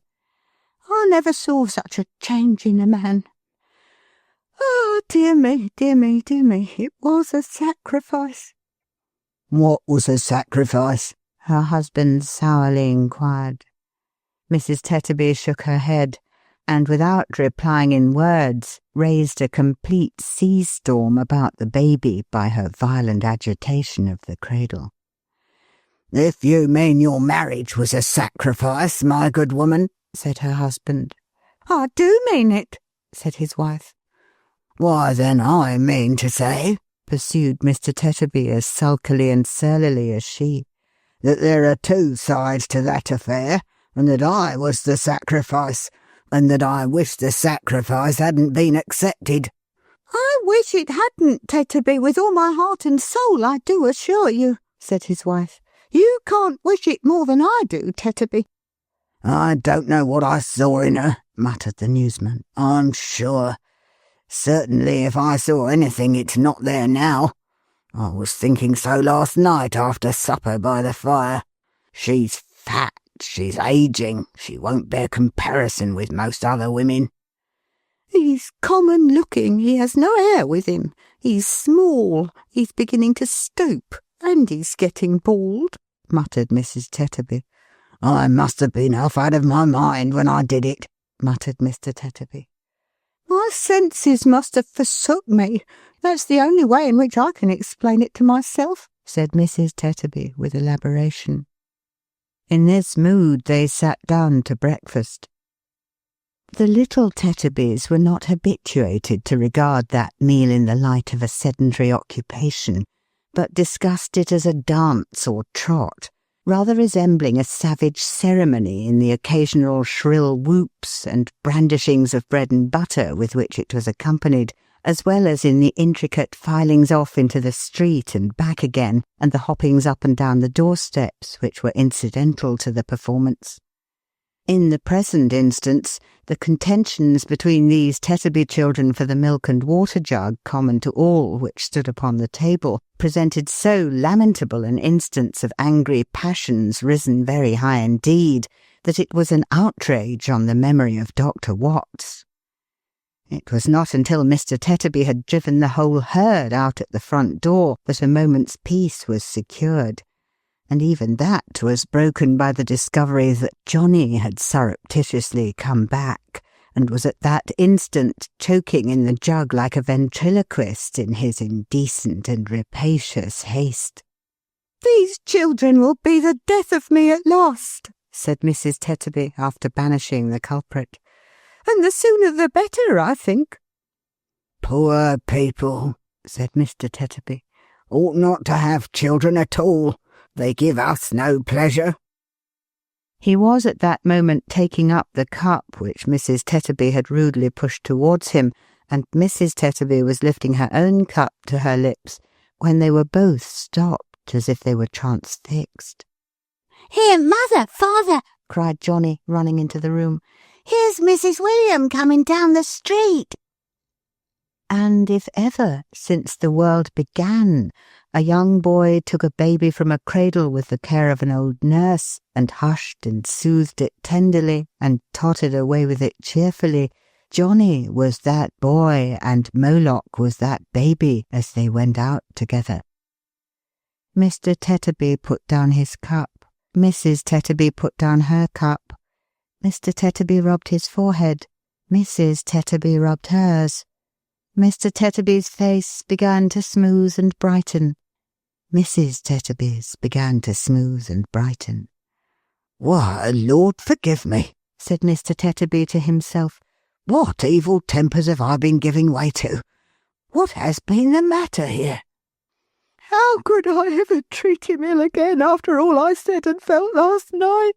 sobbed Mrs. Tetterby with her apron to her eyes. "Am I a brute?" said Mr. Tetterby, "or is there any good in me at all? Sophia, my little woman." "Dolphus, dear," returned his wife. I've been in a state of mind," said Mr. Tetterby, "that I can't bear to think of, Sophie." "Oh, it's nothing to what I've been in, Dolph," cried his wife in a great burst of grief. "My Sophia," said Mr. Tetterby, "don't take on. I never shall forgive myself. I must have nearly broke your heart, I know." "No, Dolph, no. It was me," cried Mrs. Tetterby. "My little woman," said her husband. "Don't. You make me reproach myself dreadful when you show such a noble spirit. Sophia, my dear, you don't know what I thought. I showed it bad enough, no doubt, but what I thought, my little woman." "Oh dear, Dolph, don't, cried his wife. "Sophia," said Mr. Tetterby, "I must reveal it. I couldn't rest in my conscience unless I mentioned it. My little woman—" "Mrs. William's very nearly here," screamed Johnny at the door. "My little woman, I wondered how—" gasped Mr. Tetterby, supporting himself by his chair. "I wondered how I had ever admired you. I forgot the precious children you have brought about me, and thought you didn't look as slim as I could wish. I never gave a recollection," said Mr. Tetterby with severe self-accusation, "to the cares you've had as my wife, and along of me and mine, when you might have had hardly any with another man, who got on better and was luckier than me. Anybody might have found such a man easily, I'm sure. And I quarrelled with you for having aged a little in the rough years you have lightened for me. Can you believe it, my little woman? I hardly can myself." Mrs. Tetterby, in a whirlwind of laughing and crying, caught his face within her hands and held it there. "Oh, Dolph," she cried, "I am so happy that you thought so. I am so grateful that you thought so. For I thought that you were common-looking, Dolph, and so you are, my dear. And may you be the commonest of all sights in my eyes till you close them with your own good hands. I thought that you were small, and so you are, and I'll make much of you because you are, and more of you because I love my husband. I thought that you began to stoop, and so you do, and you shall lean on me, and I'll do all I can to keep you up. I thought there was no air about you, but there is, and it's the air of home, and that's the purest and the best there is, and God bless home once more, and all belonging to it, Dolph." "Hurrah! Here's Mrs. William!" cried Johnny. So she was, and all the children with her, and as she came in they kissed her and kissed one another and kissed the baby and kissed their father and mother, and then ran back and flocked and danced about her, trooping on with her in triumph. Mr. and Mrs. Tetterby were not a bit behindhand in the warmth of their reception. They were as much attracted to her as the children were. They ran towards her, kissed her hands, pressed round her, could not receive her ardently or enthusiastically enough. She came among them like the spirit of all goodness, affection, gentle consideration, love, and domesticity. "What! Are you all so glad to see me too this bright Christmas morning?" said Milly, clapping her hands in a pleasant wonder. "Oh dear, how delightful this is!"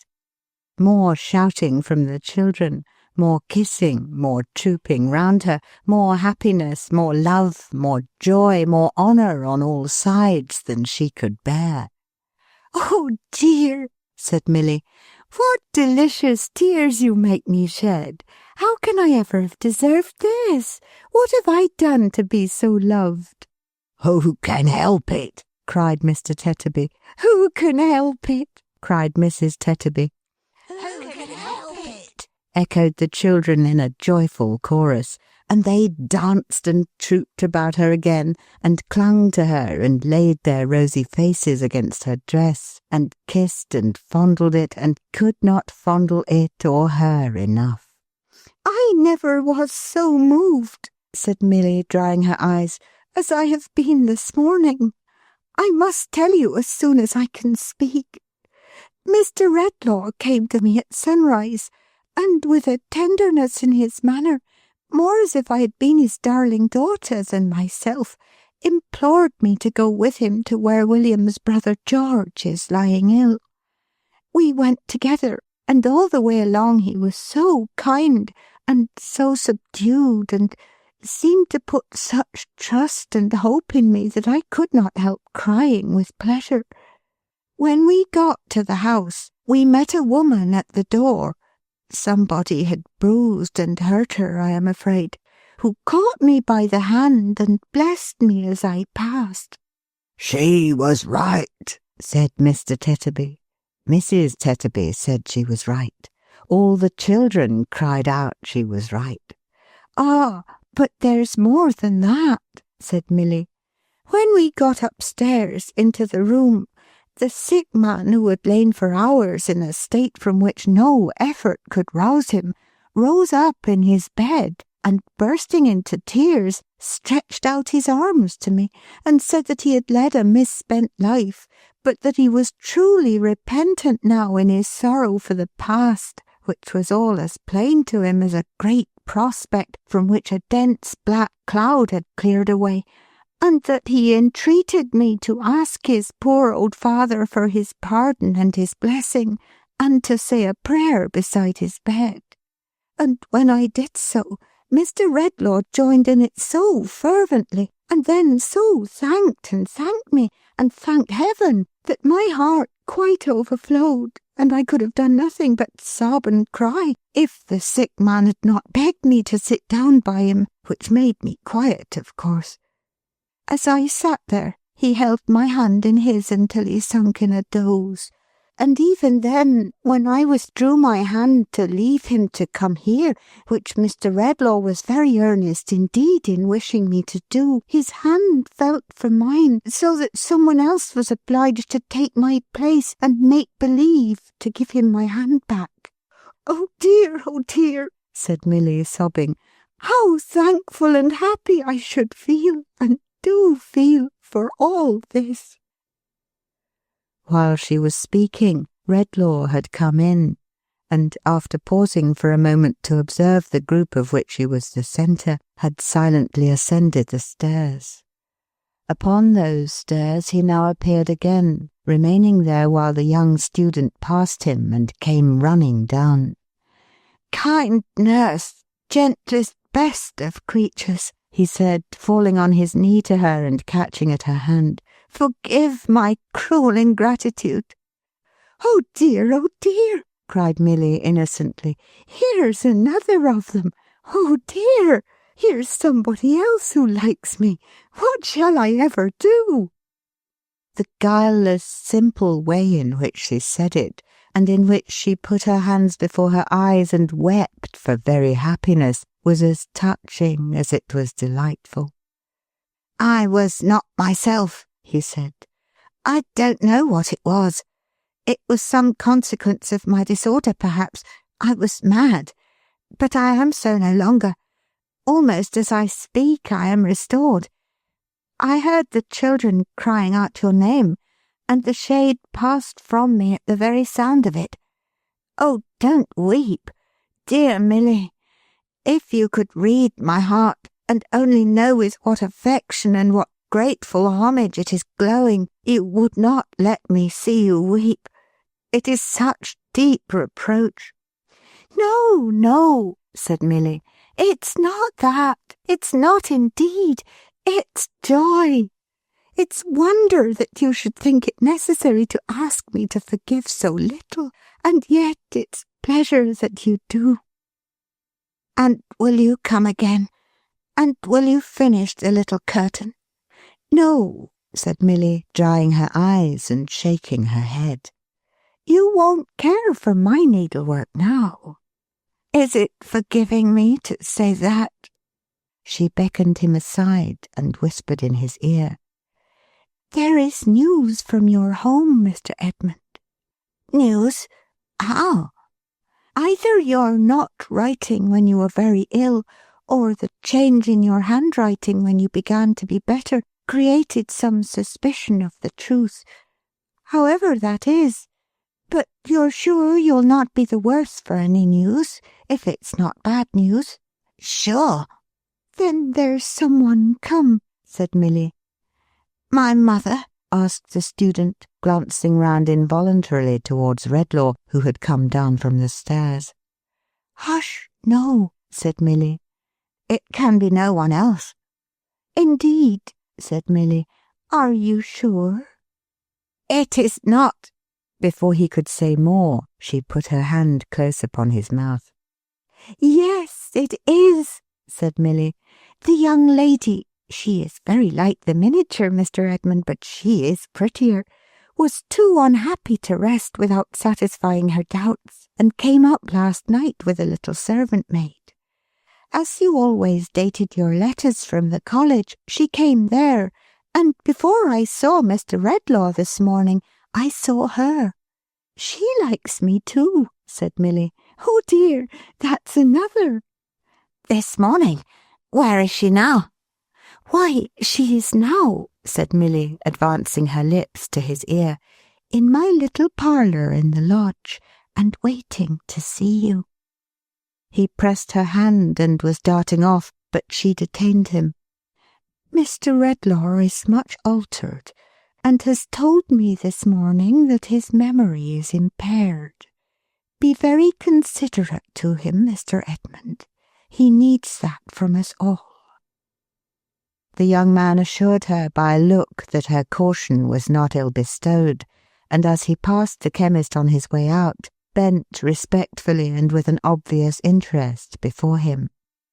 Redlaw returned the salutation courteously and even humbly, and looked after him as he passed on. He drooped his head upon his hand, too, as trying to reawaken something he had lost. But it was gone. The abiding change that had come upon him since the influence of the music and the phantom's reappearance was that now he truly felt how much he had lost, and could compassionate his own condition and contrast it clearly with the natural state of those who were around him. In this, an interest in those who were around him was revived, and a meek, submissive sense of his calamity was bred, resembling that which sometimes obtains in age, when its mental powers are weakened without insensibility or sullenness being added to the list of its infirmities. He was conscious that as he redeemed through Milly more and more of the evil he had done, and as he was more and more with her, this change ripened itself within him.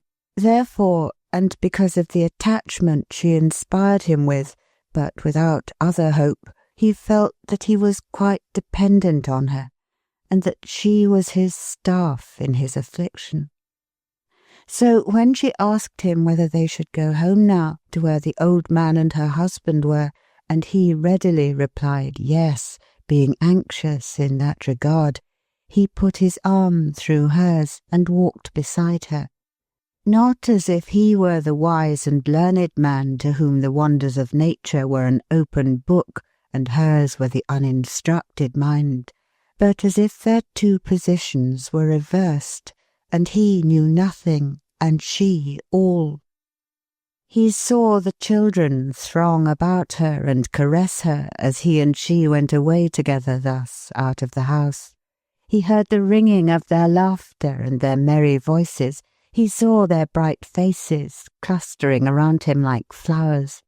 He witnessed the renewed contentment and affection of their parents. He breathed the simple air of their poor home, restored to its tranquillity. He thought of the unwholesome blight he had shed upon it, and might, but for her, have been diffusing then. And perhaps it is no wonder that he walked submissively beside her, and drew her gentle bosom nearer to his own. When they arrived at the lodge, the old man was sitting in his chair in the chimney corner, with his eyes fixed on the ground, and his son was leaning against the opposite side of the fireplace, looking at him. As she came in at the door, both started and turned round towards her, and a radiant change came upon their faces. "Oh, dear, dear, dear! They are pleased to see me like the rest," cried Milly, clapping her hands in an ecstasy and stopping short. "Here are two more." Pleased to see her, pleasure was no word for it. She ran into her husband's arms, thrown wide open to receive her, and he would have been glad to have her there with her head lying on his shoulder through the short winter's day. But the old man couldn't spare her. He had arms for her too, and he locked her in them. "Why, where's my quiet mouse been all this time?" said the old man. "She has been a long while away. I find that it's impossible for me to get on without Mouse. Where's my son William? I fancy I have been dreaming, William." "That's what I say myself, father," returned his son. "I have been in an ugly sort of dream, I think. How are you, father? Are you pretty well?" "Strong and brave, my boy," returned the old man. It was quite a sight to see Mr. William shaking hands with his father and patting him on the back and rubbing him gently down with his hand, as if he could not possibly do enough to show an interest in him. "What a wonderful man you are, father! How are you, father? Are you really pretty hearty, though?" said William, shaking hands with him again, and patting him again, and rubbing him gently down again. I never was fresher or stouter in my life, my boy. What a wonderful man you are, father. But that's exactly where it is, said Mr. William with enthusiasm. When I think of all that my father's gone through, and all the chances and changes and sorrows and troubles that have happened to him in the course of his long life, and under which his head has grown grey, and years upon years have gathered on it, I feel as if we couldn't do enough to honour the old gentleman and make his old age easy. How are you, father? Are you really pretty well, though? Mr. William might never have left off repeating this inquiry, and shaking hands with him again, and patting him again, and rubbing him down again, if the old man had not espied the chemist, whom until now he had not seen. I ask your pardon, Mr. Redlaw, said Philip, but didn't know you were here, sir, or should have made less free. It reminds me, Mr. Redlaw, seeing you here on a Christmas morning, of the time when you was a student yourself, and worked so hard that you was backwards and forwards in our library even at Christmas time. I'm old enough to remember that, and I remember it right well, I do, though I am 87. It was after you left here that my poor wife died. You remember my poor wife, Mr. Redlaw? The chemist answered yes. Yes, said the old man. She was a dear creature. I recollect you come here one Christmas morning with a young lady. I ask your pardon, Mr. Redlaw, but I think it was a sister you was very much attached to. The chemist looked at him and shook his head. I had a sister, he said vacantly. He knew no more. One Christmas morning, pursued the old man, that you come here with her, and it began to snow, and my wife invited the young lady to walk in and sit by the fire that is always a-burning on Christmas Day in what used to be, before our 10 poor gentlemen commuted, our great dinner hall. I was there, and I recollect, as I was stirring up the blaze for the young lady to warm her pretty feet by, she read the scroll out loud that is underneath that picture. Lord, keep my memory green. She and my poor wife fell a-talking about it, and it's a strange thing to think of now, that they both said, both being so unlike to die, that it was a good prayer, and that it was one they would put up very earnestly if they were called away young, with reference to those who were dearest to them. My brother, says the young lady. My husband, says my poor wife. Lord, keep his memory of me green, and do not let me be forgotten. Tears more painful and more bitter than he had ever shed in all his life coursed down Redlaw's face. Philip, fully occupied in recalling his story, had not observed him until now, nor Milly's anxiety that he should not proceed. Philip, said Redlaw, laying his hand upon his arm, I am a stricken man, on whom the hand of Providence has fallen heavily, although deservedly. You speak to me, my friend, of what I cannot follow. My memory is gone. Merciful power, cried the old man. I have lost my memory of sorrow, wrong, and trouble, said the chemist. And with that I have lost all man would remember. To see old Philip's pity for him, to see him wheel his own great chair for him to rest in, and look down upon him with a solemn sense of his bereavement, was to know in some degree how precious to old age such recollections are. The boy came running in and ran to Milly. "Here's the man," he said, "in the other room. I don't want him." What man does he mean? asked Mr. William. "Hush," said Milly. Obedient to a sign from her, he and his old father softly withdrew. As they went out unnoticed, Redlaw beckoned to the boy to come to him.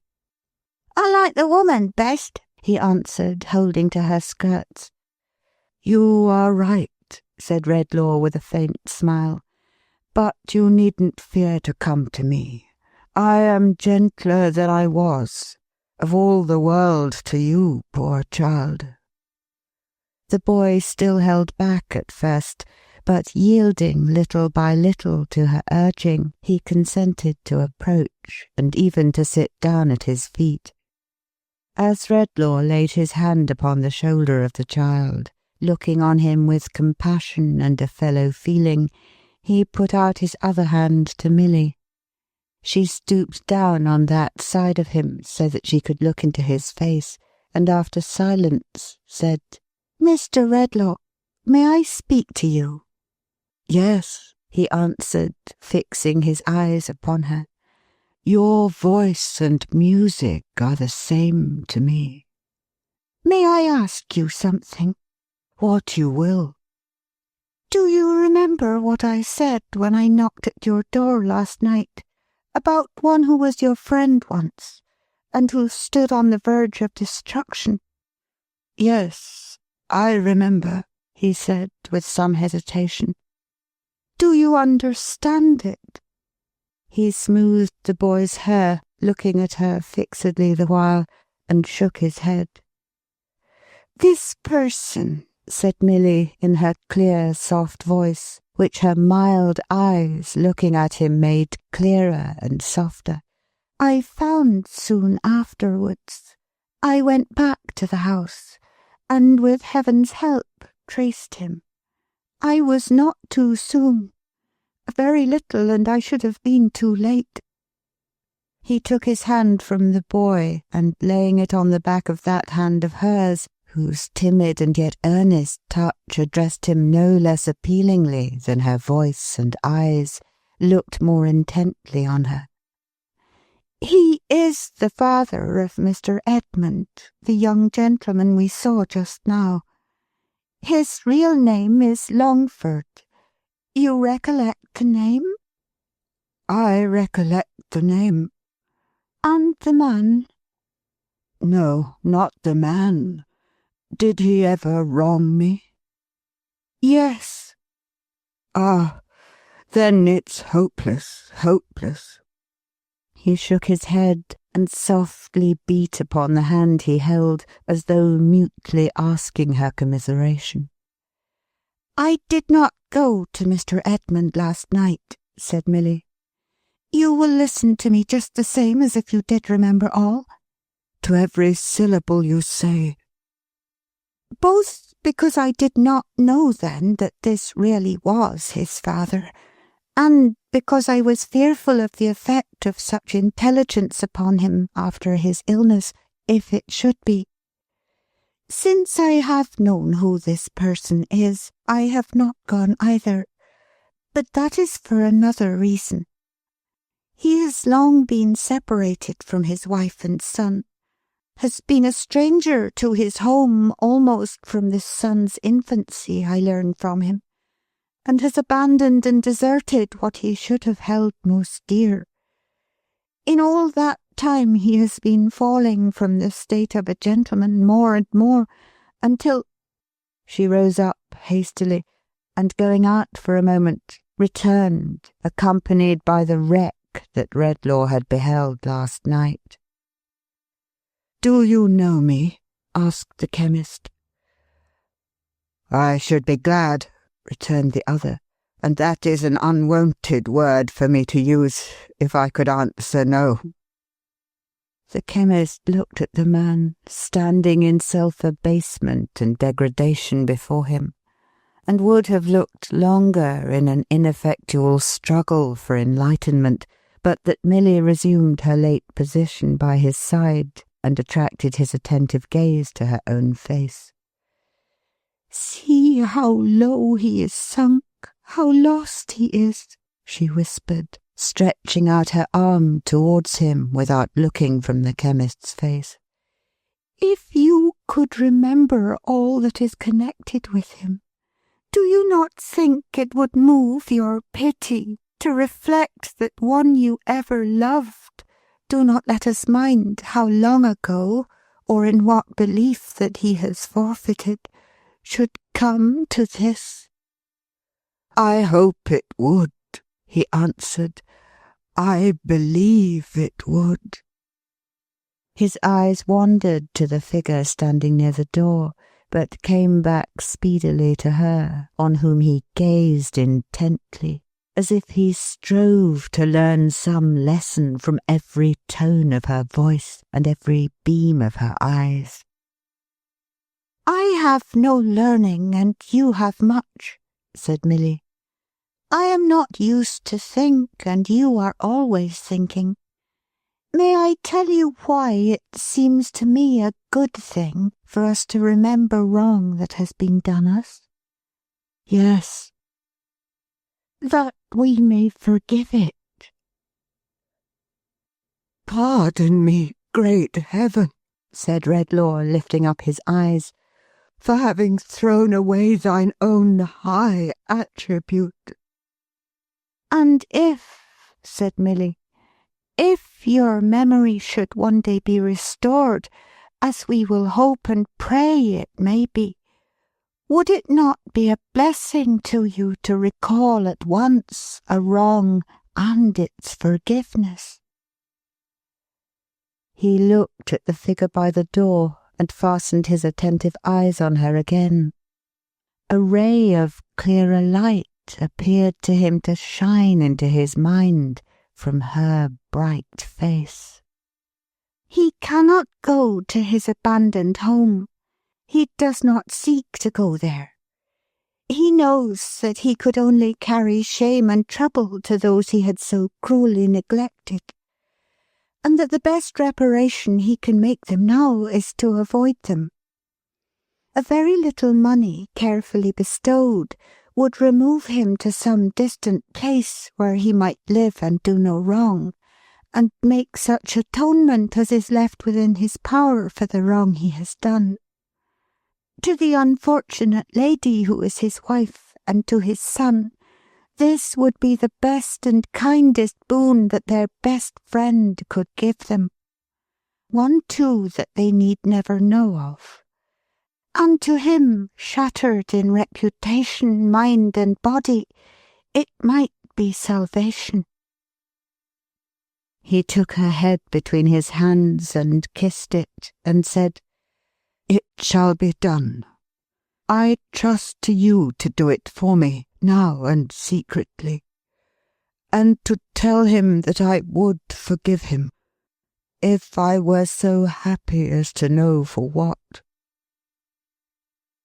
As she rose and turned her beaming face towards the fallen man, implying that her mediation had been successful, he advanced a step, and without raising his eyes, addressed himself to Redlaw. "You are so generous," he said, "you ever were, that you will try to banish your rising sense of retribution in this spectacle that is before you. I do not try to banish it from myself, Redlaw. If you can, believe me." The chemist entreated Milly by a gesture to come nearer to him, and as he listened, looked in her face as if to find in it the clue to what he heard. "I am too decayed a wretch to make professions. I recollect my own career too well to array any such before you. But from the day on which I made my first step downward in dealing falsely by you, I have gone down with a certain steady doomed progression. That I say." Redlaw, keeping her close at his side, turned his face towards the speaker, and there was sorrow in it. Something like mournful recognition, too. I might have been another man. My life might have been another life if I had avoided that first fatal step. I don't know that it would have been. I claim nothing for the possibility. Your sister is at rest, and better than she could have been with me, if I had continued even what you thought me, even what I once supposed myself to be. Redlaw made a hasty motion with his hand, as if he would have put that subject on one side. I speak, the other went on, like a man taken from the grave. I should have made my own grave last night, had it not been for this blessed hand. Oh dear, he likes me too, sobbed Milly under her breath. That's another. I could not have put myself in your way last night even for bread. But today my recollection of what has been is so strongly stirred, and is presented to me, I don't know how, so vividly, that I have dared to come at her suggestion, and to take your bounty, and to thank you for it, and to beg you, Redlaw, in your dying hour, to be as merciful to me in your thoughts as you are in your deeds. He turned towards the door, and stopped a moment on his way forth. I hope my son may interest you for his mother's sake. I hope he may deserve to do so. Unless my life should be preserved a long time, and I should know that I have not misused your aid, I shall never look upon him more. Going out, he raised his eyes to Redlaw for the first time. Redlaw, whose steadfast gaze was fixed upon him, dreamily held out his hand. He returned and touched it, little more, with both his own, and bending down his head, went slowly out. In the few moments that elapsed while Milly silently took him to the gate, the chemist dropped into his chair and covered his face with his hands. Seeing him thus, when she came back, accompanied by her husband and his father, who were both greatly concerned for him, she avoided disturbing him, or permitting him to be disturbed, and kneeled down near the chair to put some warm clothing on the boy. That's exactly where it is. That's what I always say, father, exclaimed her admiring husband. There's a motherly feeling in Mrs. William's breast that must and will have went. Aye, said the old man. You're right. My son William's right. It happens all for the best, Milly dear, no doubt, said Mr. William tenderly, that we have no children of our own. And yet I sometimes wish you had one to love and cherish. Our little dead child that you built such hopes upon, and that never breathed the breath of life, it has made you quiet like, Milly. I am very happy in the recollection of it, William dear, she answered.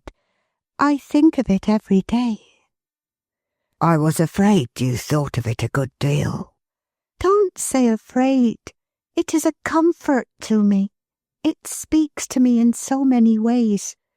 The innocent thing that never lived on earth is like an angel to me, William. You are like an angel to father and me, said Mr. William softly. I know that. When I think of all those hopes I built upon it, and the many times I sat and pictured to myself the little smiling face upon my bosom that never lay there, and the sweet eyes turned up to mine that never opened to the light, said Milly, I can feel a greater tenderness, I think, for all the disappointed hopes in which there is no harm. When I see a beautiful child in its fond mother's arms, I love it all the better, thinking that my child might have been like that, and might have made my heart as proud and happy. Redlaw raised his head and looked towards her.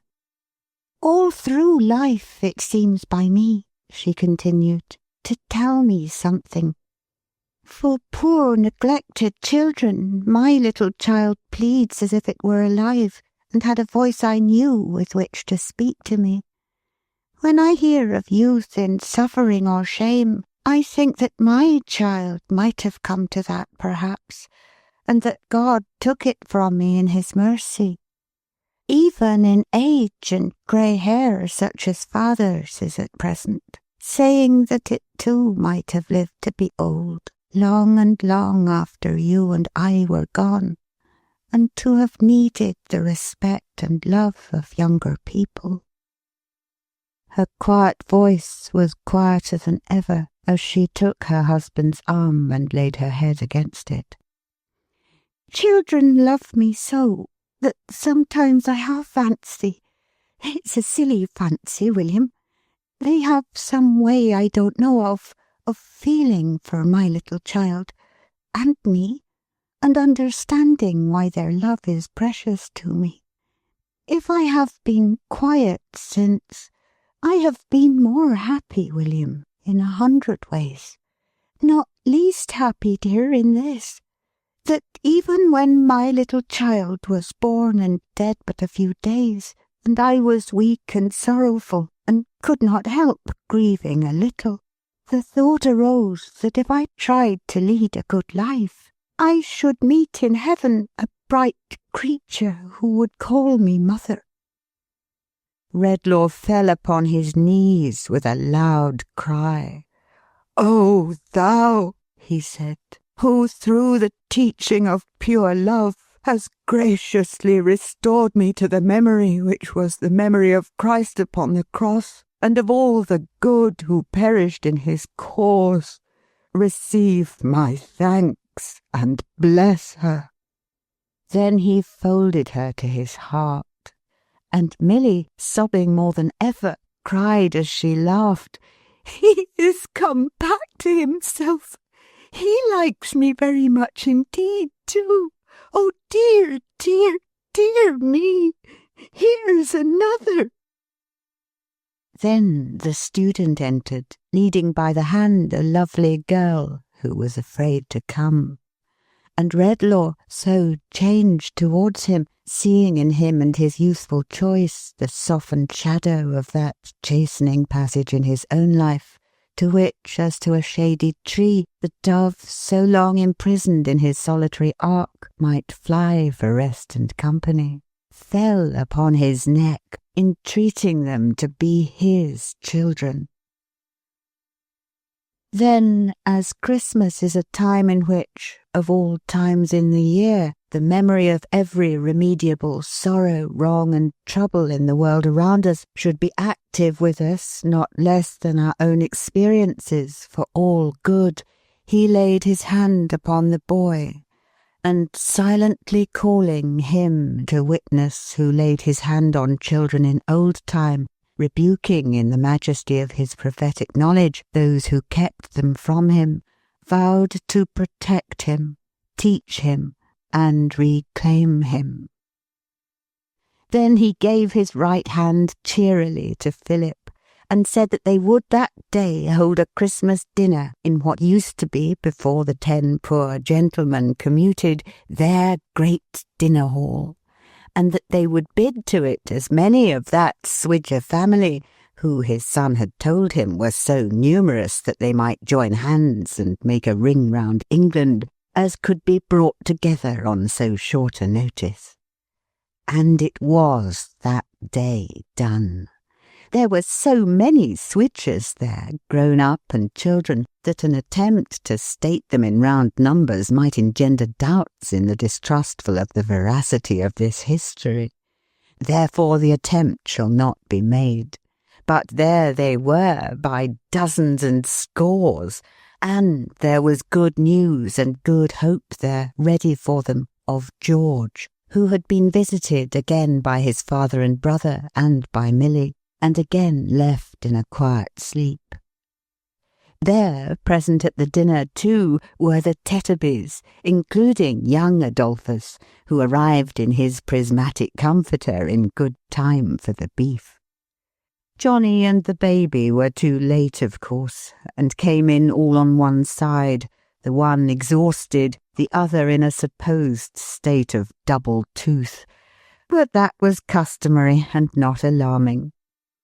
It was sad to see the child who had no name or lineage watching the other children as they played, not knowing how to talk with them or sport with them, and more strange to the ways of childhood than a rough dog.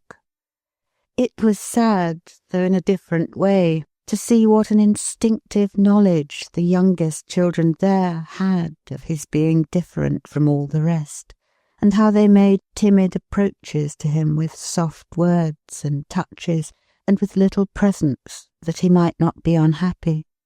But he kept by Milly, and began to love her. That was another, as she said. And as they all liked her dearly, they were glad of that, and when they saw him peeping at them from behind her chair, they were pleased that he was so close to it. All this, the chemist, sitting with the student and his bride that was to be, and Philip and the rest, saw. Some people have said since that he only thought what has been herein set down. Others that he read it in the fire one winter night about the twilight time. Others that the ghost was but the representation of his own gloomy thoughts, and Milly the embodiment of his better wisdom. I say nothing, except this, that as they were assembled in the old hall, by no other light than that of a great fire, having dined early, the shadows once more stole out of their hiding-places, and danced about the room, showing the children marvellous shapes and faces on the walls, and gradually changing what was real and familiar there to what was wild and magical. But that there was one thing in the hall to which the eyes of Redlaw, and of Milly and her husband, and of the old man, and of the student and his bride that was to be, were often turned, which the shadows did not obscure or change. Deepened in its gravity by the firelight, and gazing from the darkness of the panelled wall like life, the sedate face in the portrait with the beard and ruff looked down at them from under its verdant wreath of holly as they looked up at it, and clear and plain below, as if a voice had uttered them, were the words, "Lord, keep my memory green." End of The Haunted Man and the Ghost's Bargain by Charles Dickens.